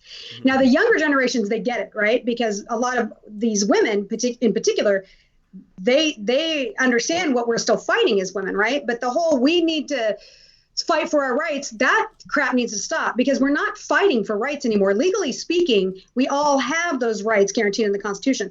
What women still fight against, and in some instances and circumstances, minorities or Black people or whatever, right? We lack opportunity, and there's still discrimination. So those things still exist for women. And so that's why feminism is still needed. And there has been no greater example than what Amy Coney Barrett is. I call her the notorious ACB. I'm totally hijacking that. But what she is going through right now, and what she's been going through, where you've got all of these liberal feminazis sitting there saying that she, how is she's a careerist, right? How is it that she is going to be able to manage her job and all these children? You know what? Screw you. Yep. Screw you for many reasons. One, that's the very thing that you have been pushing for decades. I mean, literally to the point where I've had liberal clients in my day spot tell me, I don't understand how women don't go back to work. A county judge here. I don't understand how women don't go back to work once their children go to school, right? So this is their mentality. Not a damn one of y'all said anything about Scalia, and he had 9 children, right? And the weird thing about that, and the weird thing about liberals talking about that, let's put the fact that liberals are saying that a woman can't have all these kids and then do her job. I think we all realize, if you're a human being, whether you're a man or woman, you realize women have been juggling everything forever. Right? Yeah. And so for women to sit there, I know it's true. And for these women to sit there and say that is absolutely abhorrent. And and then they attacked her clothing, right? This is when you know they got nothing, right? Because they went after her for wearing a dress, because she looked amazing in it too. And so they actually attacked her clothing. Yeah. How so? Yeah, she wore a dress instead of wearing a suit. Her first day, she wore a dress. And what's the crime in wearing the dress? It wasn't professional enough, is what the feminazis said. A dress is not. What was this, like a mini skirt? No, she was wearing like a conservative. It was like a boat. Well, see, you're Lola. The women will know. It was like a boat neck, or so it set high. It wasn't low, but it set across, and it was below her knee. It was a very. So what's not professional about that? It wasn't a suit. Like they were just. It was feminine. She's got to be forced to wear a suit like a man. Yeah. Right, like Hillary, right? She has So the next day she of course wore. We don't want to see Hillary's cankles or whatever those things are called. Right. So the next 2 days she wore skirt suits. Over these last few days, she wore skirt suits, which is whatever. But I wish she would have still given him a big and wore dresses. Yeah. That being said, why can't you be on the Supreme Court and be sexy too? Apparently not. So because they don't. If she were liberal, it'd be fine, right? Let's be realistic liberals about what that is. Hate conservative women that are sexy, but which is a lot of them. No, absolutely. Look at the pundits, right? Look at the conservative pundits versus versus liberal pundits, and who's better. I mean, overall, right? But the interesting thing is, and this is where I had to drop it down. I'm like, look, conservative ladies, y'all are a little bit culpable with this too, because all of y'all are screaming, we don't need feminism, they're anti-feminist, right? You see that anti-feminist, anti-feminist, anti-feminist. Then they turn around and they're pissed. They're pissed when she's being treated this way. And I was like, Where were you, right? Now, oh, so now you're a feminist, right? Now you're all mad that she's being treated bad, right? But you've been perpetuating that from your side and polarizing that.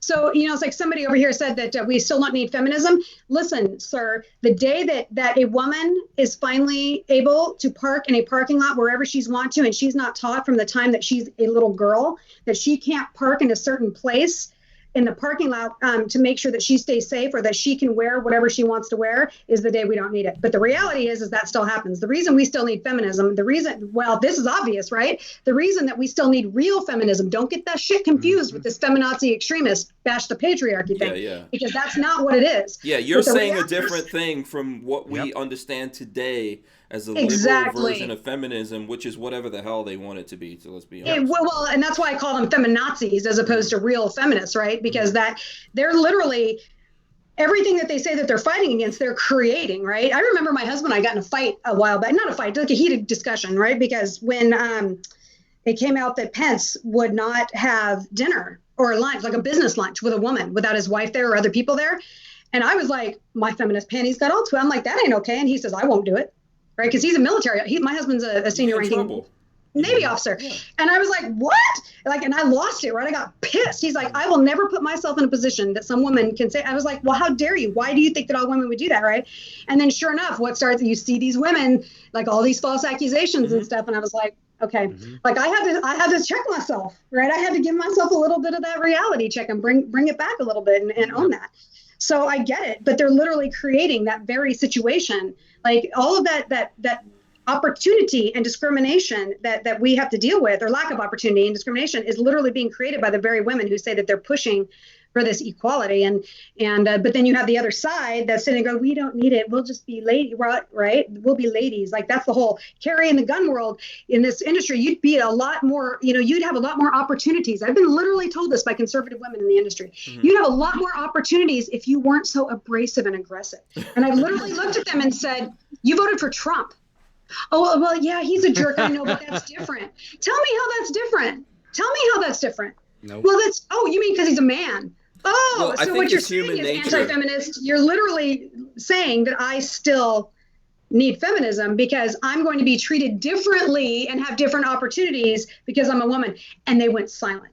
I think it's human nature. People always want to tell you what to do. Like people tell me, oh, cut your hair like this, talk like this, dress like this. What the hell are you talking about? It's because a lot of people, they project. So they will project what they want to be inside sometimes, and they're angry that they don't have the courage to do it themselves. Even though they may be 100% with you inside, like behind closed doors, you're going to hear them curse up a storm and say, this is all BS and all this stuff. But then outside, can't do that. Can't do it. I got to be politically correct. Yeah, ironically, these are the very people that like you sit there and you say you're doing something, and what are you doing? You're talking to your friends and giving them a little pat on the way into the locker room, right? It's the same, right? Look at through history, right? Who gets hurt, right? It's those people that buck that system. It's those people it's the Trumps. I hate to say it, right? I didn't vote for Trump. I don't know who the hell I'm going to vote for this time. I can tell you sure as hell I'm going to be Biden. But I mean, because I'm always been a third party voter. Always been a third party voter just because I don't believe in the system, the party system. I'm apathetic to who the president is because people put way too much energy in who the president is. You could vote for I might vote for Kanye. Maybe I will vote for Kanye because I can't vote for Joe. For me, that's a principle thing. I can't vote for her just because she's a woman, right? That pisses me off. So, but it's one of ththese things where people put way too much energy into who the president is and not enough energy into paying attention to who their governor is. There's governor, and if it has way more effect over your life. And if y'all ain't noticing with this mask bullshit, then I don't know what to tell you, because that's where you can really see that. Somebody said it's probably my resting bitch face. Yeah, they could be. It could be. But I think that my resting bitch face is well, that's why I have it Botox, so it's not as bitchy. But I think it's also... That's Joanna. But I also think that... Latina locked and loaded. Yeah, she knows, because we've had this conversation. But the other thing, too, is I honestly think that resting bitch face is what keeps everybody away from trying to get in my face with masks. Like, ask me why, because I don't wear masks. And so I know that I think that that's part of why they don't get. Oh, they were talking about Hillary Clinton, I think. No, the resting. No, it was me. Oh, it's okay. Yeah. Oh, but wait, you gagged at looking at Hillary for some reason. She reminds me of she reminds you of ex-wife? Oh, your ex-wife? Ooh. No, Lord. he says. Yeah. No, I don't know. Latina Locked and Loaded says I may have gagged a little bit at Hill's cankles. Yeah, because they were talking about her pantsuits. Oh, yeah. She's gross. Just further back, yeah. How that woman is still anyway. She Yeah. wears Like- the Chairman Mao suit, as I call it. Yeah. Yeah, no kidding. Or the what's his name? Kim Jong. Kim Jong. Yeah, Kim Jong. Kim Jong.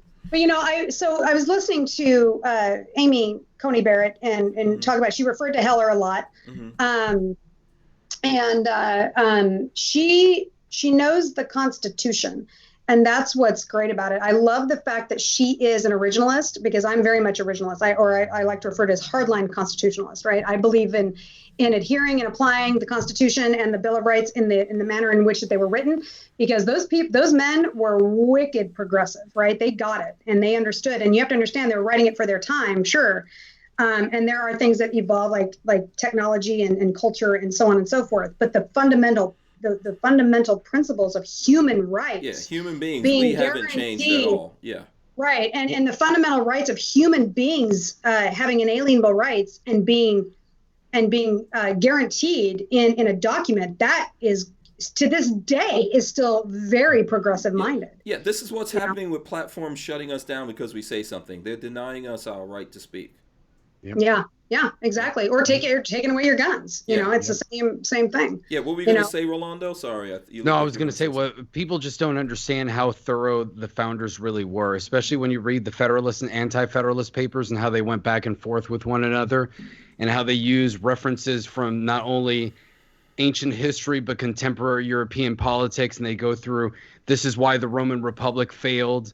This is how European governments are currently set up and why we think we can do better, and trying to set things up this way. And then they would go back and forth with one another and be like, no, I don't think that's the right way. And you can just see how much they thought it through, and what they were, and how they tried to set up a system that would be future proof. But they're also very honest about it.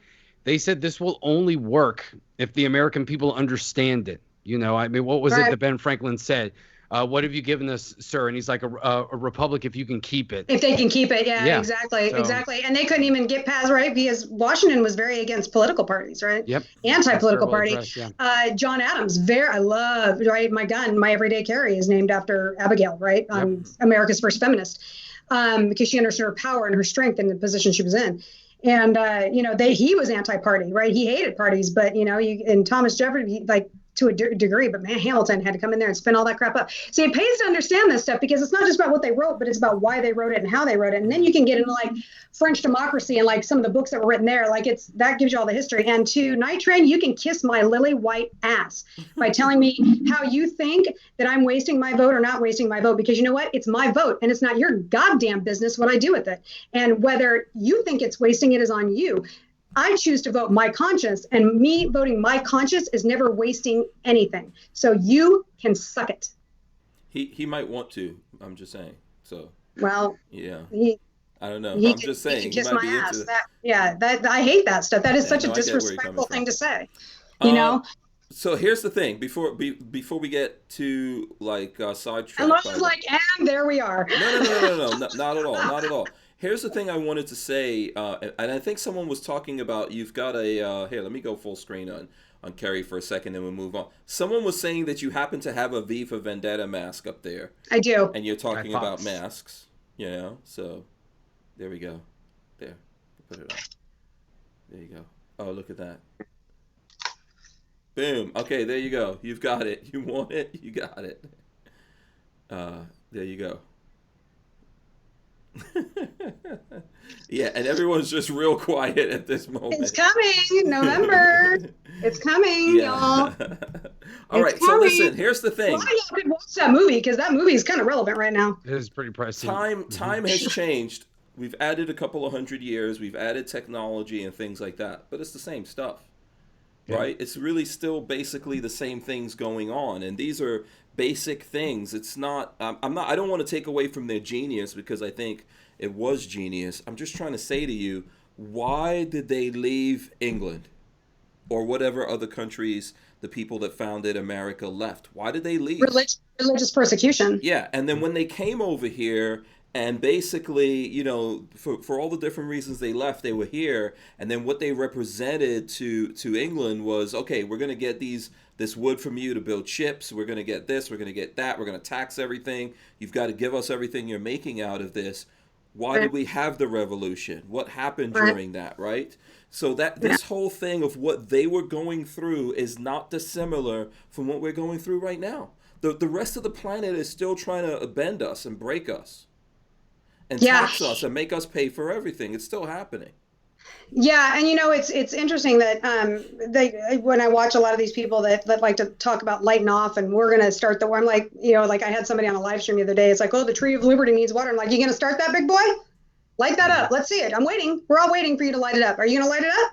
So because we tease and we laughed about homeboy in Dallas, right, with all of his Walmart and Amazon gear, but did he step up and he thought he was going to light it off? He sure did. So you know what? Bless his little heart, right? And I don't mean that in a bad way, because God bless him for as a hot mess as he was. At least he was going to do it. So, but wait. Who specifically were we talking about in Dallas? What situation was that? Oh gosh, I don't know. Kenosha. No. You said Dallas. Was this the guy that had the bullpup? The last year, the one that went he was storming the federal building by himself, and he got half a block away, and they're like mowed him down. Okay. I don't remember when and everybody was like, because he had like Wish gear on or whatever. Okay. But so it was that's the thing, right? Is everybody talks about lighting up, but if you understand history, right, like Hank is talking about, it's not just about knowing. Right, because this is the problem that our education system, where they failed a lot of people, especially if you stop with any history classes in high school. Right, it's not just about the dates and the highlights. It's about why those highlights happen. And we, meaning Americans or the colonials, were very patient. Like they didn't just go, screw you, we're not paying the tax. It was like 10 years of trying to negotiate and trying to plead and trying to do everything that they could to not go to war. And then they realized that was the all that they could, that's what they had to do, because they realized it wasn't going to change. So and all of those reasons are there. And the reason, like the Bill of Rights, when they wrote that, right, it wasn't written with the Constitution. It was an addendum, and there's a reason that they're in order. The priority of the order that they're written, they're all written like that on purpose. So, and it's funny how a lot of people like to tease about, the Third Amendment, because that's the only one that's not been messed with. But has it? Think about it, right? Right? What just happened in your cities, in your states and your cities, right? Right? They brought in the military, and the military was being housed in hotels and places like that, and they put these patients involuntarily into, like in New York, they put these patients into homes. Yeah, so that's kind of Third Amendment stuff, right? And so there's a reason that exists, and so we want to laugh and kind of look over that, but the reality is that they're using the 10th Amendment to take away a lot of your other stuff, and people aren't paying attention to it. So. Absolutely. So here we go. I'm just going to read this out, since we might as well take the opportunity to pull up the old Constitution. Yes. There we go. Third Amendment. No soldier shall, in time of peace, be quartered in any house without the consent of the owner, nor in time of war, but in a manner to be prescribed by law. I don't have Johanna here. She'd say it in Spanish. Oh, but that's what we're doing. Yeah. So in other words, so part of what lit off the war was like the British, as tensions continued to rise, the British sent their troops out into the little villages and burgs and so on and so forth, and they took over the homes of the people that were living in these homes. And not only did they just move in, but in some cases kicked them out of their homes or took over everything that was there and ate their food. And then because they had them in position, then they took their arms. So that's why it's third. It's part of a whole. There's a reason. There's stuff that they went through because of our human condition. We are going to continue to go through, and this is why they set these things up, right? And they also set up mechanisms by where we can add things, but also where we can resist the adding of things. You know, so there's some things that needed to be added to that. What was it, 13th? Ending 13th, slavery. 19th. Yeah. So there's things. So it's pretty brilliant what these guys did, and it doesn't really exist anywhere else. And you might take a lot of these things for granted, and they don't exist in old-ass countries like England or Greece, France. Yep. You know? No, I just had a great conversation with a friend of mine who loves England and has lots of friends over there. And he says, "Oh, if it lights off over here, I'm going to go to England." I said, Good for you. God forbid you say something." He said, "Oh, they have freedom of speech over there." And I said, Nope. "No, they don't." And he said, "Yeah, they do." So, but how their constitution is written, the article, I should say, is how it's written. It says that you can, to paraphrase, says that you can say it, but you're going to potentially risk consequences for saying it. So yes, but no. Yeah. Well, how many times, I don't know if you guys have seen on Twitter where you see like the British police department say, "Oh, we really got this guy yesterday. They said something mean on, remember, if you say something mean on social media, we're going to come and find you. Yeah. You can't be naughty." And they make it so, and it's pedantic like that. It's like almost like a parent being condescending to a child the way that they do it. And it makes it even more dystopian. So... Yeah. Yeah, by the way, I believe, let me see, I'm trying to pull it up now. It's like having Mary Poppins scold you, and you're like, what the hell's going on over here? No, that's exactly it. Yeah, I think I saw somewhere that Bruce Springsteen said he's leaving America if Trump wins. Bye.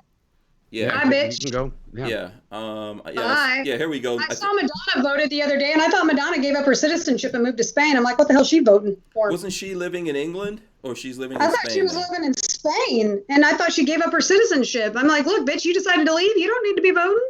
Yeah. Yeah. You know, why is she voting? And why does she think that she's going to have any influence over any, like, oh my God, Nada voted, we better go vote. Yeah, that's not the right headline I put up there. I'm pretty sure I saw it. I don't know if you guys saw it or not, but I saw him say that he's leaving America. Let me see if I could find the. Whatever. They all said they were going to leave last time. No one actually does it. No one actually does it. So. You know what? Y'all cannot leave. We're keeping Ice Cube. Yeah. Yeah. Just saying. We're keeping Ice Cube. I know. Tommy Lee says he's leaving for sure. I see that also. Tom. Yep. I know that a ton of the elites and celebrities bought land in New Zealand, but I think that's more because they're afraid if something pops off over here, they're going to bail out. Yeah. Good luck to you in New Zealand. Mm-hmm. Yeah, well, they won't care. Work for you, right? Exactly. Yeah, they're not going to leave.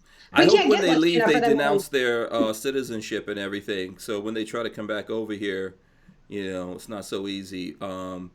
Listen, if you don't like the way things are, you stay and you keep working on it, but you're not guaranteed to win. Well, and that's the problem that people don't understand. Like, you have to be okay that when you lose within the rules, you lost. Like, that's it. Right. You can keep trying to fight, but you've lost until the next chance that you have to vote on something. And too many people get angry.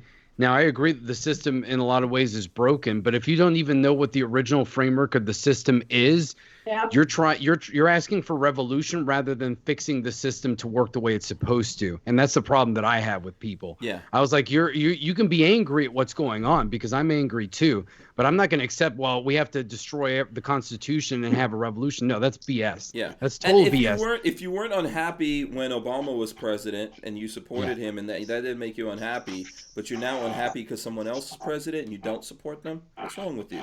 Yeah. You know, there's lots of people who stayed here and they didn't support Obama. Yeah. Me for one.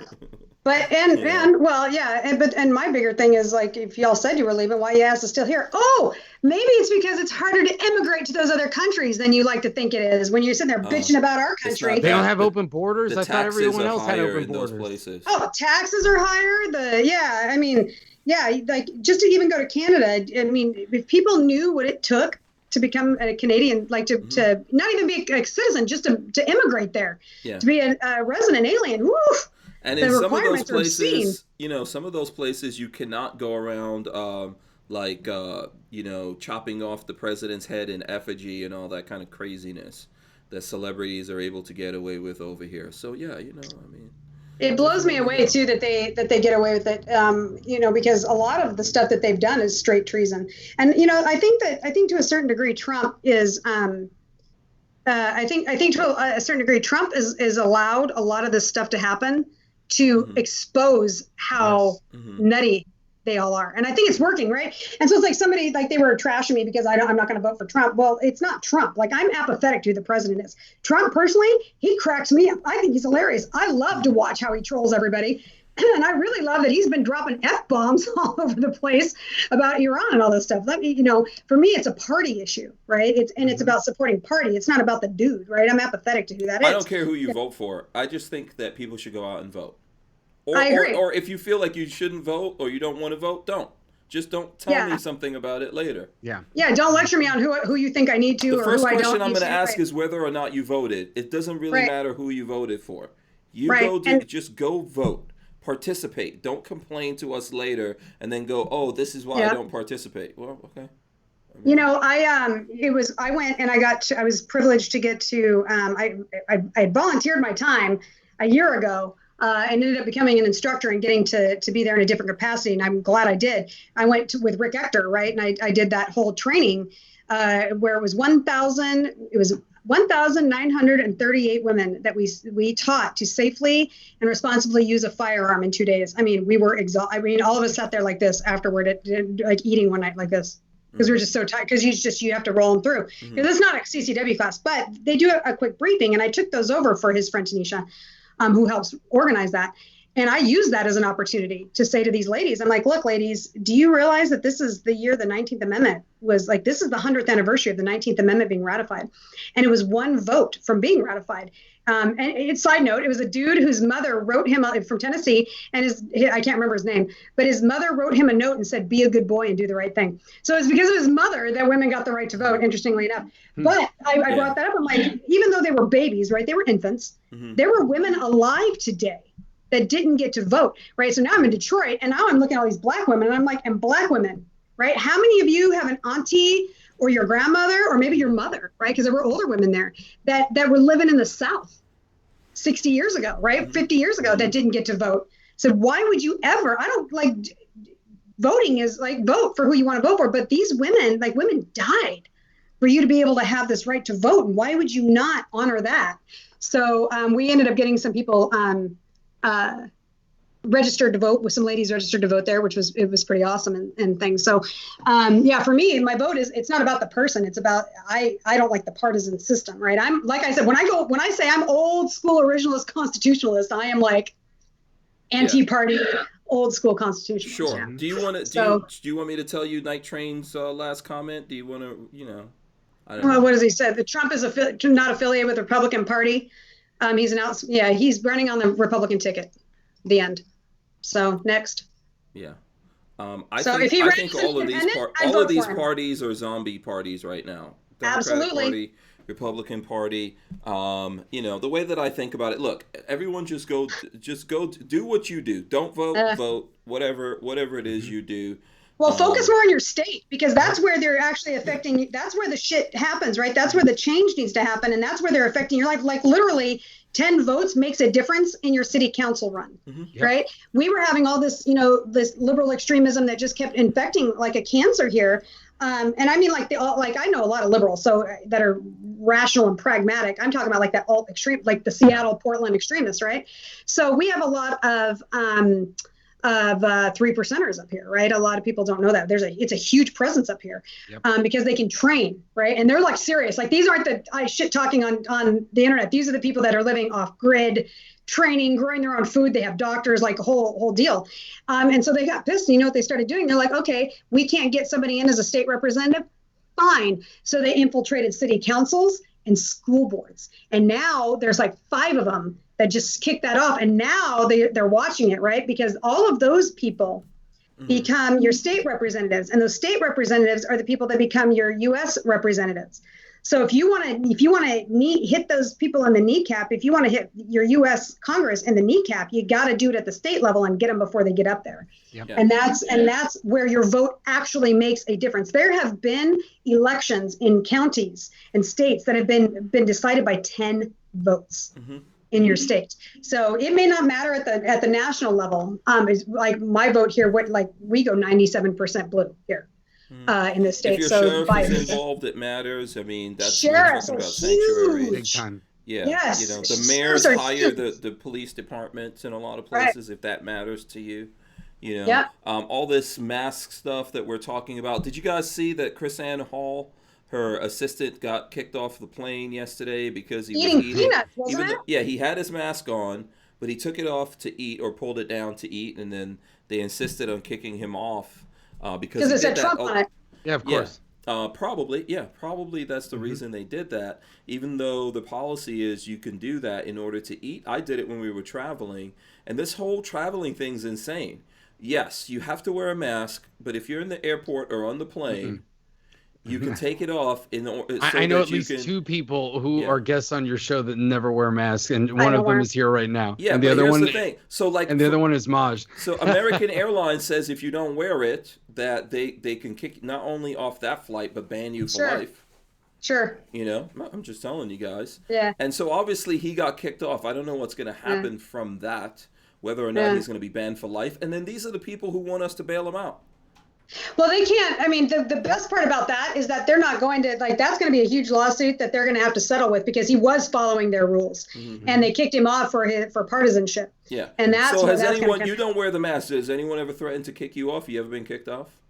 No, the only time that I've had an issue with it on American Airlines or Alaska was getting on the plane, and so they handed it to me, and I hung it over my ear and got on the plane. And then I sat there. But here's the thing, right? So let me talk about that a minute, because we talk about mask holes, right? And all these people that shaming mask. There are a lot of anti-mask holes out there too that are looking to pick a fight, right? I don't look to pick the fight. There's a couple of reasons I don't wear them. One, I do have allergic triggered asthma. Like during that whole, like when we had fires up here, my face actually swelled and got rashy because of the particles in the air, dermatitis. But my ex-husband, when he beat the hell out of me, smothered my face and choked me out. So no matter how I try to focus on not panicking, right? The more you focus on it, then the worse it gets. So it is a legitimate PTSD trigger for me, which I hate saying because the left has taken that and run with it. But you have a legitimate reason. I have a legitimate, I will straight have a flat out panic attack if I do, but that doesn't matter, right? Because a lot of them, they're like, it doesn't matter. You're even with a medical exemption. But here's what I do. If somebody has asked me, like my doctor's office, right? That's a valid place to wear them. I'm like, look, I can't wear them. I'm going to stand outside the door of the waiting room and call me in when you're ready for me, right? I'm not an asshole about it, right? I'm respectful to them as long as they're going to be respectful to me about it. But when I sit on the plane, I sit in my corner and I sleep a lot on the plane, or I just keep my head down and I don't make a scene of it. I don't go trying to show off that I'm not wearing a mask, and I just mind my own business and people leave me alone. So, and that's, I've never really had an issue with it. Masks or not, you know what I mean? Some people get mad because they have to wear it and the other person doesn't wear it and all this kind of stuff. I think the whole thing's silly that everyone can take it off if they're eating. So what they're doing is not feeding anyone. You got people traveling for long, extended hours, so you're not even going to refresh them. So eventually we're going to have some other problems. With people on there. The whole thing's crazy, and then we have to bail them out. I say no to that. No, let them go out of business. Well, and you know that the last stimulus bill that it had hundreds of millions of dollars in it for it was American Airlines, I think it was, and then they turned around and they got busted, and then a bunch of the money was donated back to the DNC, so or the debate commission or something. Which there's a whole backstory to the debate commission and how it ended up the way it is, which is super interesting. I did some research on that 4 years ago when Gary Johnson wasn't in, and it was actually started by the League, National Organization of Women Voters. The League of Women Voters, and that's how the whole thing got started. So, but they changed they moved the goalpost for getting in when Perot got in 92. Aging myself, that's the first. That was my first vote for president. I voted for Perot in 92, and but because he pretty much annihilated them on that stage, that's when they changed the goal. They moved the goalpost for being able to. Because it used to be anybody could debate, and now they don't do that. And it was all because the two major financial contributors to the nonpartisan independent debate commission is the RNC and the DNC. Yeah, the news out of that is you're what, 51? Yeah, that's it. No, I'm not 51. Jeez. I'm just teasing you. You listen to that? Look, Hank my Botox is always good. so bad at this. My Botox is good, but it ain't that good.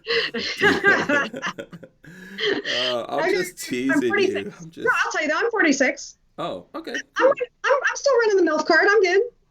So okay, all right. So 92 was if 92 was the first time you were able to vote. Let's investigate. Let's do Sherlock. No, let's not do it. I was 18. You had- I just turned 18. Oh, okay, 18. All right, there you go. Boom. Okay. All right. Yeah, graduated from high school in 1992. Nice. Okay. Back when Portland was still cool. Back when Portland, because I graduated from school in Oregon, and that's back when Portland and Seattle were dominating about to become music. grunge. Yeah, grunge. Yeah, right on the verge of it. But back right, we had it then, right? We were already in it at that point up here before it went. Yeah, it was back in the cool. Let's talk music a little bit. What's going on with Ice Cube? What's the whole Ice Cube thing? Do you know? I've been paying attention to it. I don't know. Rollo, have you been watching that? Ice Cube, I saw a little bit of it today. I was working all day. So essentially, the gist that I got out of it was that obviously, people may or may not know because I think Trump. I'm sorry, I was talking about Bush in the Ice Cube had chat. a contract with America, right? Somewhere in the beginning. Yes, he made like a black contract with America. And the Bush camp, the Bush again. I'm Biden. Talking about Perot, no, because people are complaining about Perot that lost Bush. I'm like, Bush increased taxes. That was his fault that he lost that election. Get out of here. But anyway, anyway, the Trump campaign had come out with the platinum plan a few weeks ago. I don't know if anybody had heard about that. It was a investment campaign in Black America, $500 million, something like that. And Ice Cube had his black contract with America, and he said that he approached both parties, and he said, "Hey, I see what you guys want to do. Here's what I came up with. I've got some suggestions for you." And basically, the Democrats were like, "Peace out. We'll see you after the election." And Trump was like, "Hey, we've got our plan. We can take some of your suggestions, and we'll throw it in here because it sounds pretty good." And so Ice Cube gave them credit for, "Hey, they listened to me and they took some of my suggestions." So now everybody's like, "Oh, he's a Trumper. He's a traitor because he's actually willing to help the community and talk to people." So first of all, I doubt he's a Trumper. Let's start there. Yeah. I think he's more down the independent line for sure. Yeah. Also, the contract, I read it. I think a lot of it's crazy nonsense. That's my personal opinion. There's a whole bunch of things in there that we can't run businesses like this. So there's things in the contract which I just don't agree with, right? But yeah, I think that the reality is, I looked at what he said. These are politicians, all of them. Republicans did it to us. They had a supermajority. I voted for Trump. Okay, I voted all Republican. I switched over from being a Democrat, which I voted Republican as a Democrat anyway, but I became a Republican, and we voted these guys in, gave them a supermajority. They didn't do anything for anybody. Nope. Okay, Republicans. Democrats are no different. They're politicians. That's the problem. And so having these contracts and all that, the silly part of it is we have to fix stuff, not them. Those guys just need to be temporary, and we don't need to have any loyalty to them. They need to have loyalty to us. They work for us. And part of that, preach it, Hank. And that's the thing, right? Like we are sitting in this position where people forget, and it's subtle, right? It's the subtle manipulation, it's language manipulation that changes things. I don't know how many people refer to our people in office as elected officials or our leaders. No, they're not. They are your employees. They are elected representatives. They're definitely not our leaders. They're not leaders. No, nope. They're America is leaderless. Right. They are our elected representatives. And it would serve Americans well to start remembering that and applying that when they vote and when they are right, because it's an accountability issue, right? They won't hold them accountable because, and it's just like with anything, right? People don't want to hold them accountable because it means they actually have to do something. But we also, you know what? And that's bipartisan. We need to hold ourselves accountable. The whole thing that led me into getting into the gun community and all that is when I realized, and I didn't know this was crazy, but we moved to Florida think I got my citizenship in 2003. I was living in New Jersey.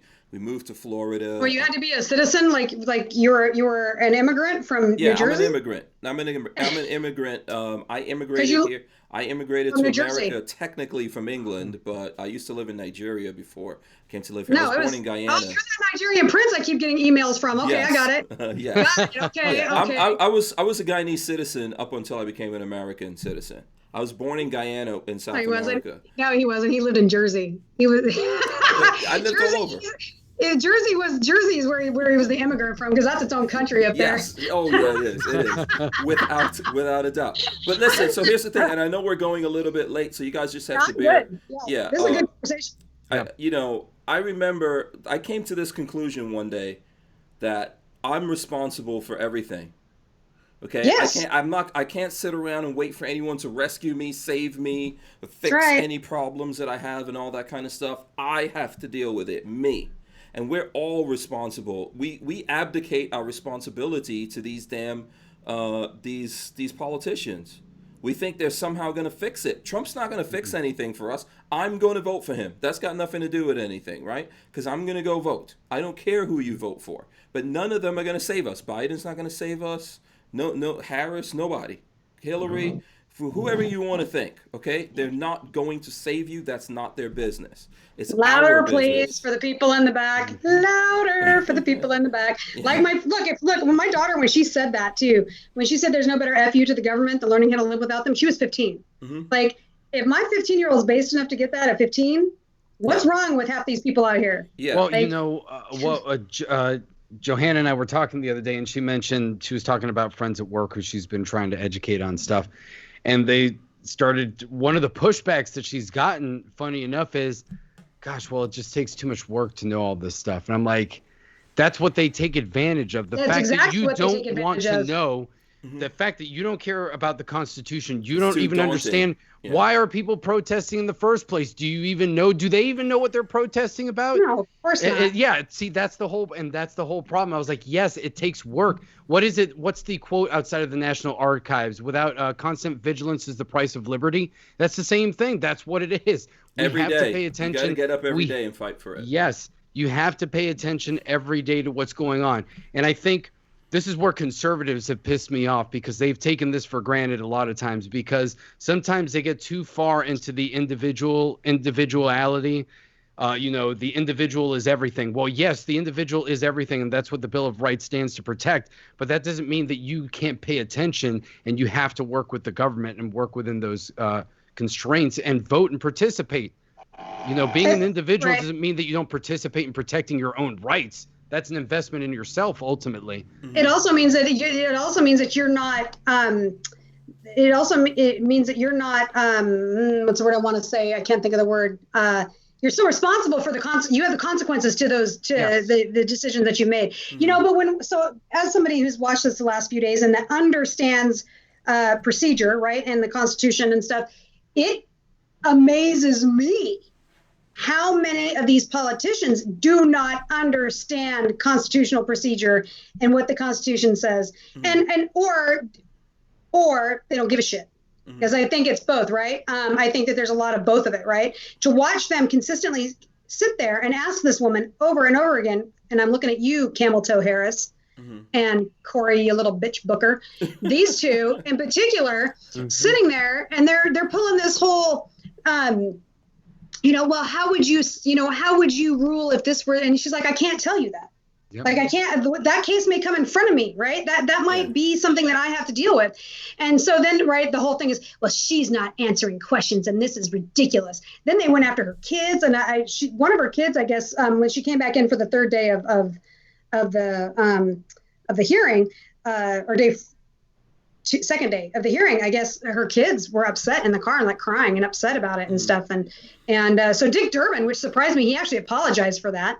So to be fair and give credit where it's due, mm-hmm. I need to do that. But then he went after her. Well, she never answered any questions. Like, they're questions she legitimately can't or shouldn't. The fact that mm-hmm. she's not answering them is what makes me respect her even more. There was a Republican, and I can't remember what his name was, but he asked her what a moot court was or a mock trial. Now, I used to compete in those. I'm sure you guys are shocked. So little tidbit that a lot of people don't know about me, where they give you a case and you have to, You used to argue stuff?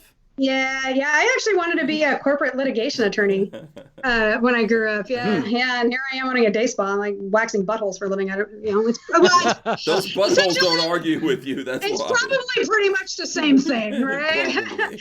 So anyway, that's why I love this stuff and I'm fascinated by it. So, but I watched her, and so she explained this procedure, and he said, so you participated in one of these and you ruled XYZ, and it was on like a racial discrimination case or something.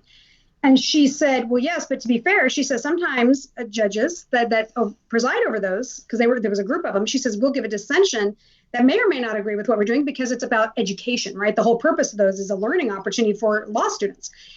So he circles this back around, and this was my moment for her. Like, I loved her to begin with. This was it. I went in just balls deep with her on this because I was like, this is it. Like, I became a fangirl like you would not believe when she went after the Republican on this, because this is what she said. He said, but basically, all right, yeah. And then he says, but this would give us a general idea of how you would rule on a case like this. And she said, let me be clear about something, because I don't think I'm paraphrasing, right? She says, I want to make sure that you understand that is not true.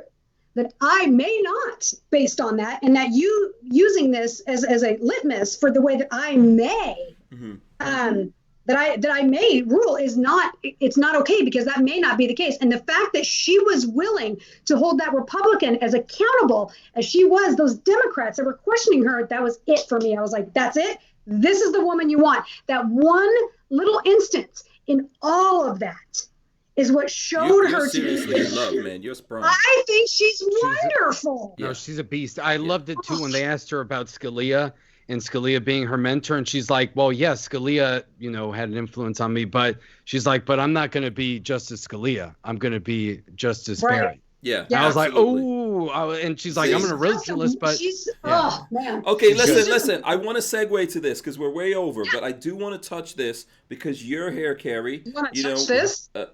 Awkward. I mean, it's virtual. It's virtual, so it's nothing. It's nothing too bad. Nothing too bad. In person, I will behave myself. But somehow along these lines, right? I want to get to this story of Megan Thee Stallion, who you may or may not be familiar with. I've been talking about this, but I do want to bring this up because I think it's kind of relative to the conversation we're having here before we get out. We may not have this opportunity again. Megan Thee Stallion calls for protection of black women in op-ed about shooting.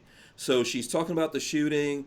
She's calling for protection of black women in an op-ed Tuesday as rapper Tory Lanez had his first court hearing on felony charges for allegedly shooting her. She says, I was recently the victim of an act of violence by a man, the female rapper wrote in the New York Times, without naming Lanez. The op-ed was published shortly. Wow, I can't believe. Yeah, this stuff is this thing is bad. So I think it'll go away here. So I was recently the victim. We lost you for like the last 15 seconds there, Hank. Okay, am I back? All right. Yeah, now you're back. I was recently the victim of an act of violence by a man, the female rapper wrote. I know. Now the lawnmower comes back and Kerry can't hear you. So I hear the lawnmower and Kerry doesn't hear anything. I'm assuming. Yeah, there's something happening. Well, it's choppy. Yeah, he's here. Maybe it's. I'm gonna close the website. I'm just gonna paraphrase for you guys. Okay. If you all can hear me. So basically, she was in this thing with Tory Lanez, a Canadian rapper. They argued. I think she was walking away from him. He shoots at the ground. I think she got deflections. I don't think she got shot in the back of her feet. Okay, because she still wouldn't be walking right now. All right. She didn't press charges at the time. She didn't even tell the cops that guy just shot at me or shot me. And when pressed on why she did that, she said because with all the cops there, she was afraid if she told them he had a gun, they would just kill everyone. That's what this thing is crazy. What's going on here?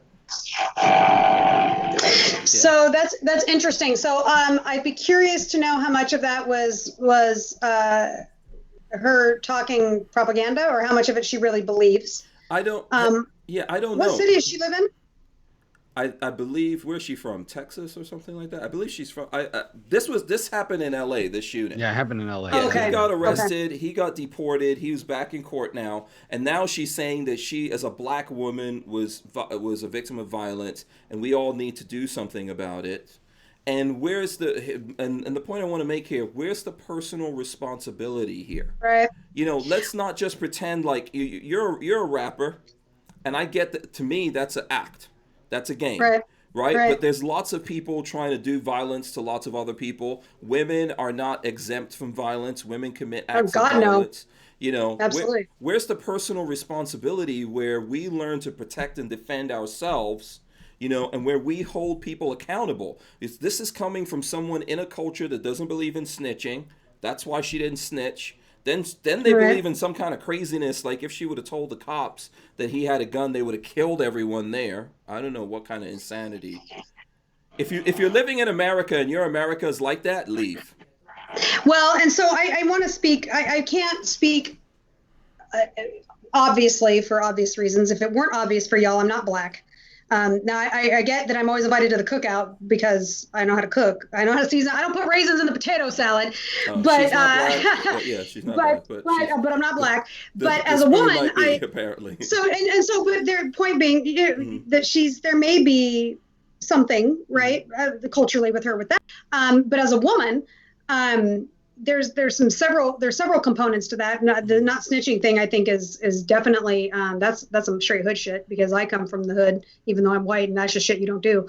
But because you go get in more trouble with those people, right? But as a woman, we are systemically, right? I hate to use that word because it's been overused, just like triggered, but we are systemically taught and programmed to be protected, right? And I mean, if you really want to take it back, that goes back in a whole chivalry. I mean, we could go on about like how far back that is, but even in more modern times, we're getting that from, right? We have the male-dominated conservative cultures that we take care of our women, right? We protect our women. Mm-hmm. But you also, for someone like her, she's coming from that probably that more liberal mind. She lives in Houston. She was in LA, right? That more liberal mindset, where these are people that take care of you and protect you, right? You don't need a gun, right? They're as a woman, right? You call the cops and wait, and the cops will protect you. So and I'm sure, like I said, there's probably some, being black and that culture of not trusting the cops and stuff is in there as well. Who's the we that's supposed to protect you? I mean, especially if you're a celebrity, you can have bodyguards. You could definitely defend yourself. I believe there has to be your own self-protection, and you have to hold people accountable. But who's the magical we that's supposed to, like, we're now supposed to protect her, even though she's making a living from living the gangster lifestyle? Right. I mean, when I heard my first reaction, I'm just going to tell you, when I heard that, I thought to myself, so am I supposed to have a mop and go around her cleaning up the WAP? Is that what I'm supposed to do? Is like that my job? And he went and see, it wasn't me. It wasn't me that said it. But seriously, what does that mean? Like you have to do something about it. But that goes. So we have that culture, right? So that want to have it both ways. The root of that, but the root of that is in victim mentality, right? Mm-hmm. Like the root of that is in what does our culture tell us? Well, women should be able to dress like whores because we should be teaching our boys how not to rape, right? So we shouldn't need to carry a gun because we should be teaching people not to use them for violence, right? So that's where she's coming at from that. We need to protect. The language I can't wrap my brain around in terms of who she thinks that it should be, especially because she's probably also in that defund the police bullshit, right? Mm-hmm. So I'm not sure where she is with that, but that mentality that it's somebody else's responsibility. Is she in her 20s too, right? No offense to people that are in the 20s, but like that's like, right? Y'all can see that's a pattern. The ironic thing about it, me as a black guy, if we want to, I'm not trying to pull the card, but let's play the game, right? If you're pointing to someone and saying, okay, you've got to do it, I take my responsibility to protect my black wife and my children. Okay, right. But when these very same people go out there and support people that want to take that ability away from me and make me a criminal for doing that, while they themselves espouse lots of criminal activity in how they're making a living, which I'm not against. I did that stuff, right? I did all that kind of stuff. I grew up in hip hop. but it's contradictive, right? Isn't it? Right. It's a crazy thought that you're trying to push down my mind that I'm now somehow responsible for you. Meanwhile, you're doing everything in your power to take that away and even to put me in prison. Mm-hmm. That's like cognitive dissonance that they don't understand that they're literally defunding the very people that they're asking to protect them. And so, okay, cool, right? Because that's my mentality. And that's what I told, like when I was talking to all these women in Detroit, because the cool part about that in Detroit, right? We have lots of Black Lives Matter women up in there, BLM supporters, right? We have conservative white women. We have Muslim women wearing abayas. We had Native, like they all put that shit away for their fundamental right of self-defense, because they're in that, they're finally there. They're finally like, it's registered, they ain't coming, right? So what do we do to get that? That's what we have to do. And that's what I when I tell women in my classes, like as an instructor, like, I'm going to teach you how to use a gun, right? That's cool. And I'm going to teach you how to defend yourself. But what you are responsible for now is being an advocate for your own Second Amendment rights. Like, it's not about the Constitution. I mean, it is, but but at the fundamental level, it's about you.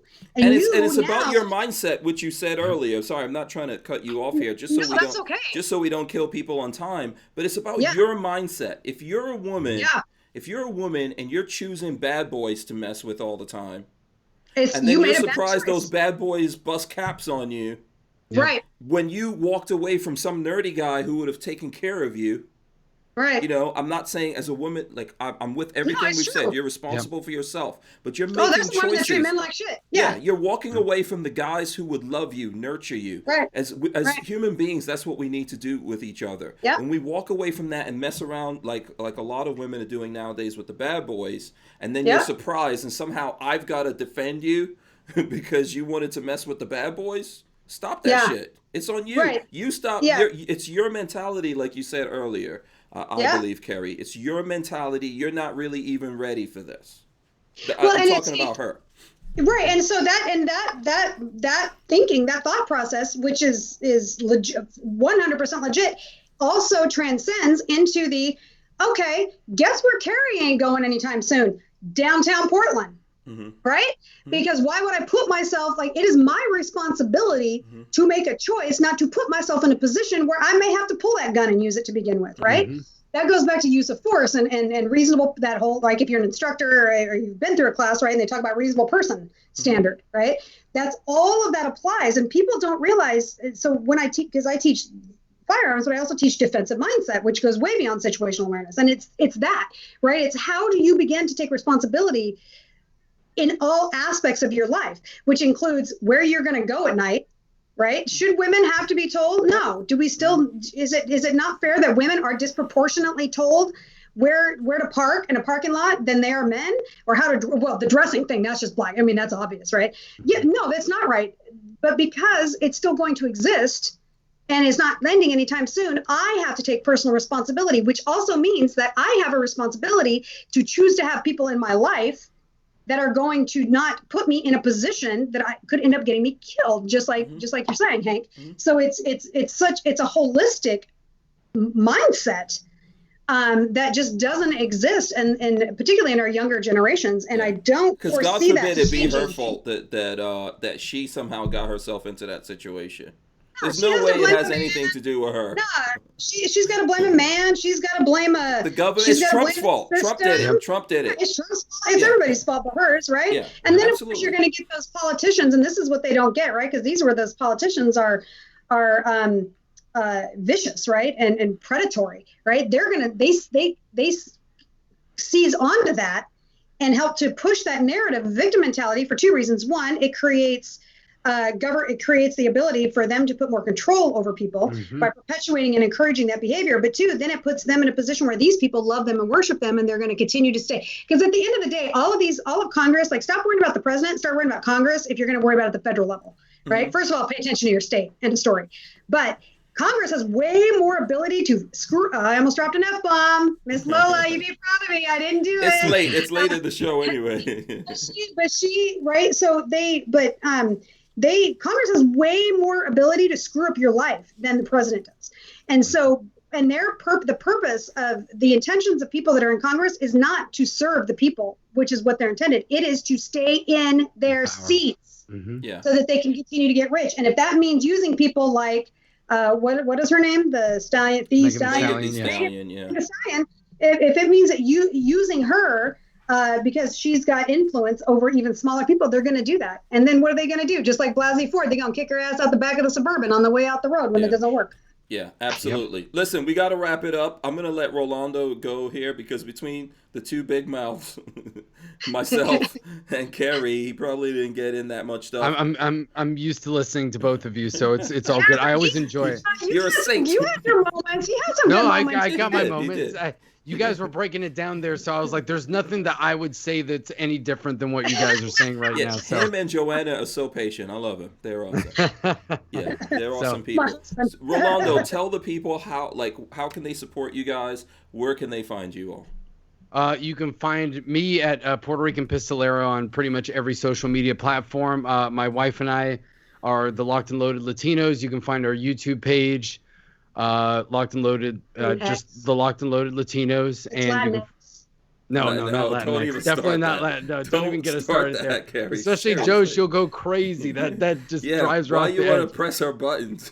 It's the stupidest thing. It's BS. It's BS. So you can find us there and every Sunday at 7:00. Yeah. By the way, shout out to Down the Barrel LLC out there, Dave. Good dude. Okay, so Kerry, how can the folks out there find and support you on the social medias? Stilettos and Shotguns on, I think I'm Stilettos and Shotguns on Facebook, which I'm expecting to come down anytime with all this mess going on. I'm also on Instagram, We the Female or We the Female Official, depending on, because IG, I had to use official. That's my nonprofit organization. So that's the work I do with outreach for single women or just getting women armed and trained, but particularly with domestic violence victims, helping getting them out of their situation and helping them understand the importance of being their own advocates and not being Megan Thee Stallion and becoming their own heroes and not depending on anybody else. That's the nonprofit work I do. I think that's pretty much it. Right? I mean, I'm kind of all over the place, but those are the two main things. Just look for Kerry Slone. She's not difficult to find out there. You'll see the red hair, and that's all you need right there to get you to clue you in. Listen, there's a whole bunch of things I could tell you guys to do. I definitely want to thank Franklin Armory for helping us do this and invite you guys to go to Hank Strange. But listen, we're talking about Megan Thee Stallion. If there's anyone out there that actually knows her, I would just say this: if you really want to start moving in the direction of relying on yourself and holding yourself responsible and making your life better, there's lots of people out there that can help you. Absolutely. I'm not trying to say that I will fly down there. If somebody knows her, I will fly down and train her personally. Yeah. And help her understand how to seize that and empower herself. Absolutely. Take responsibility for yourself and think about this. That could have gone in a really bad direction. And in my lifetime, we've lost lots of really cool young entertainers to many things, including gun violence, right? Mm-hmm. So, it's not Tupac; he's still alive. What they call gun violence. It's it's mental violence. It's what human beings do to other human beings. Evil people. Yes, and there's lots of situations that can lead to that, not just the gun thing. So if you want to do something about that, my advice is to do something about it. Really seek help. First of all, start looking at yourself in the mirror, I think, is the best way for me to say that. I want to thank Rolando, Puerto Rican Pistolero, as well as Kerry Slone of Stilettos and Shotguns for coming out. All you guys for hanging out with us late. Tomorrow, we're going to be back. We're going to have Kevin Brittenham from Q. We're going to have Alex Bosco from SB Tactical here. We'll also have Walter Keller of Safety Harbor Firearms. All three of these people have some dealings and knowings with the ATF. That'll be good. So it's going to be a great discussion. Who wants the last? Oh, actually, let me run in the end, and then we'll do the last word. Hold on. Got to be official with this and get this in. Smash the thumbs ups, ring the bell so you guys can be notified when we go live. All right? And who wants to have the last word? Who wants it? Kerry. Oh, yeah, there you go. What am I supposed? I don't know. I've never had last word. Stay strapped. Stay strapped or get clapped. Boom. We're out. There you go. See ya.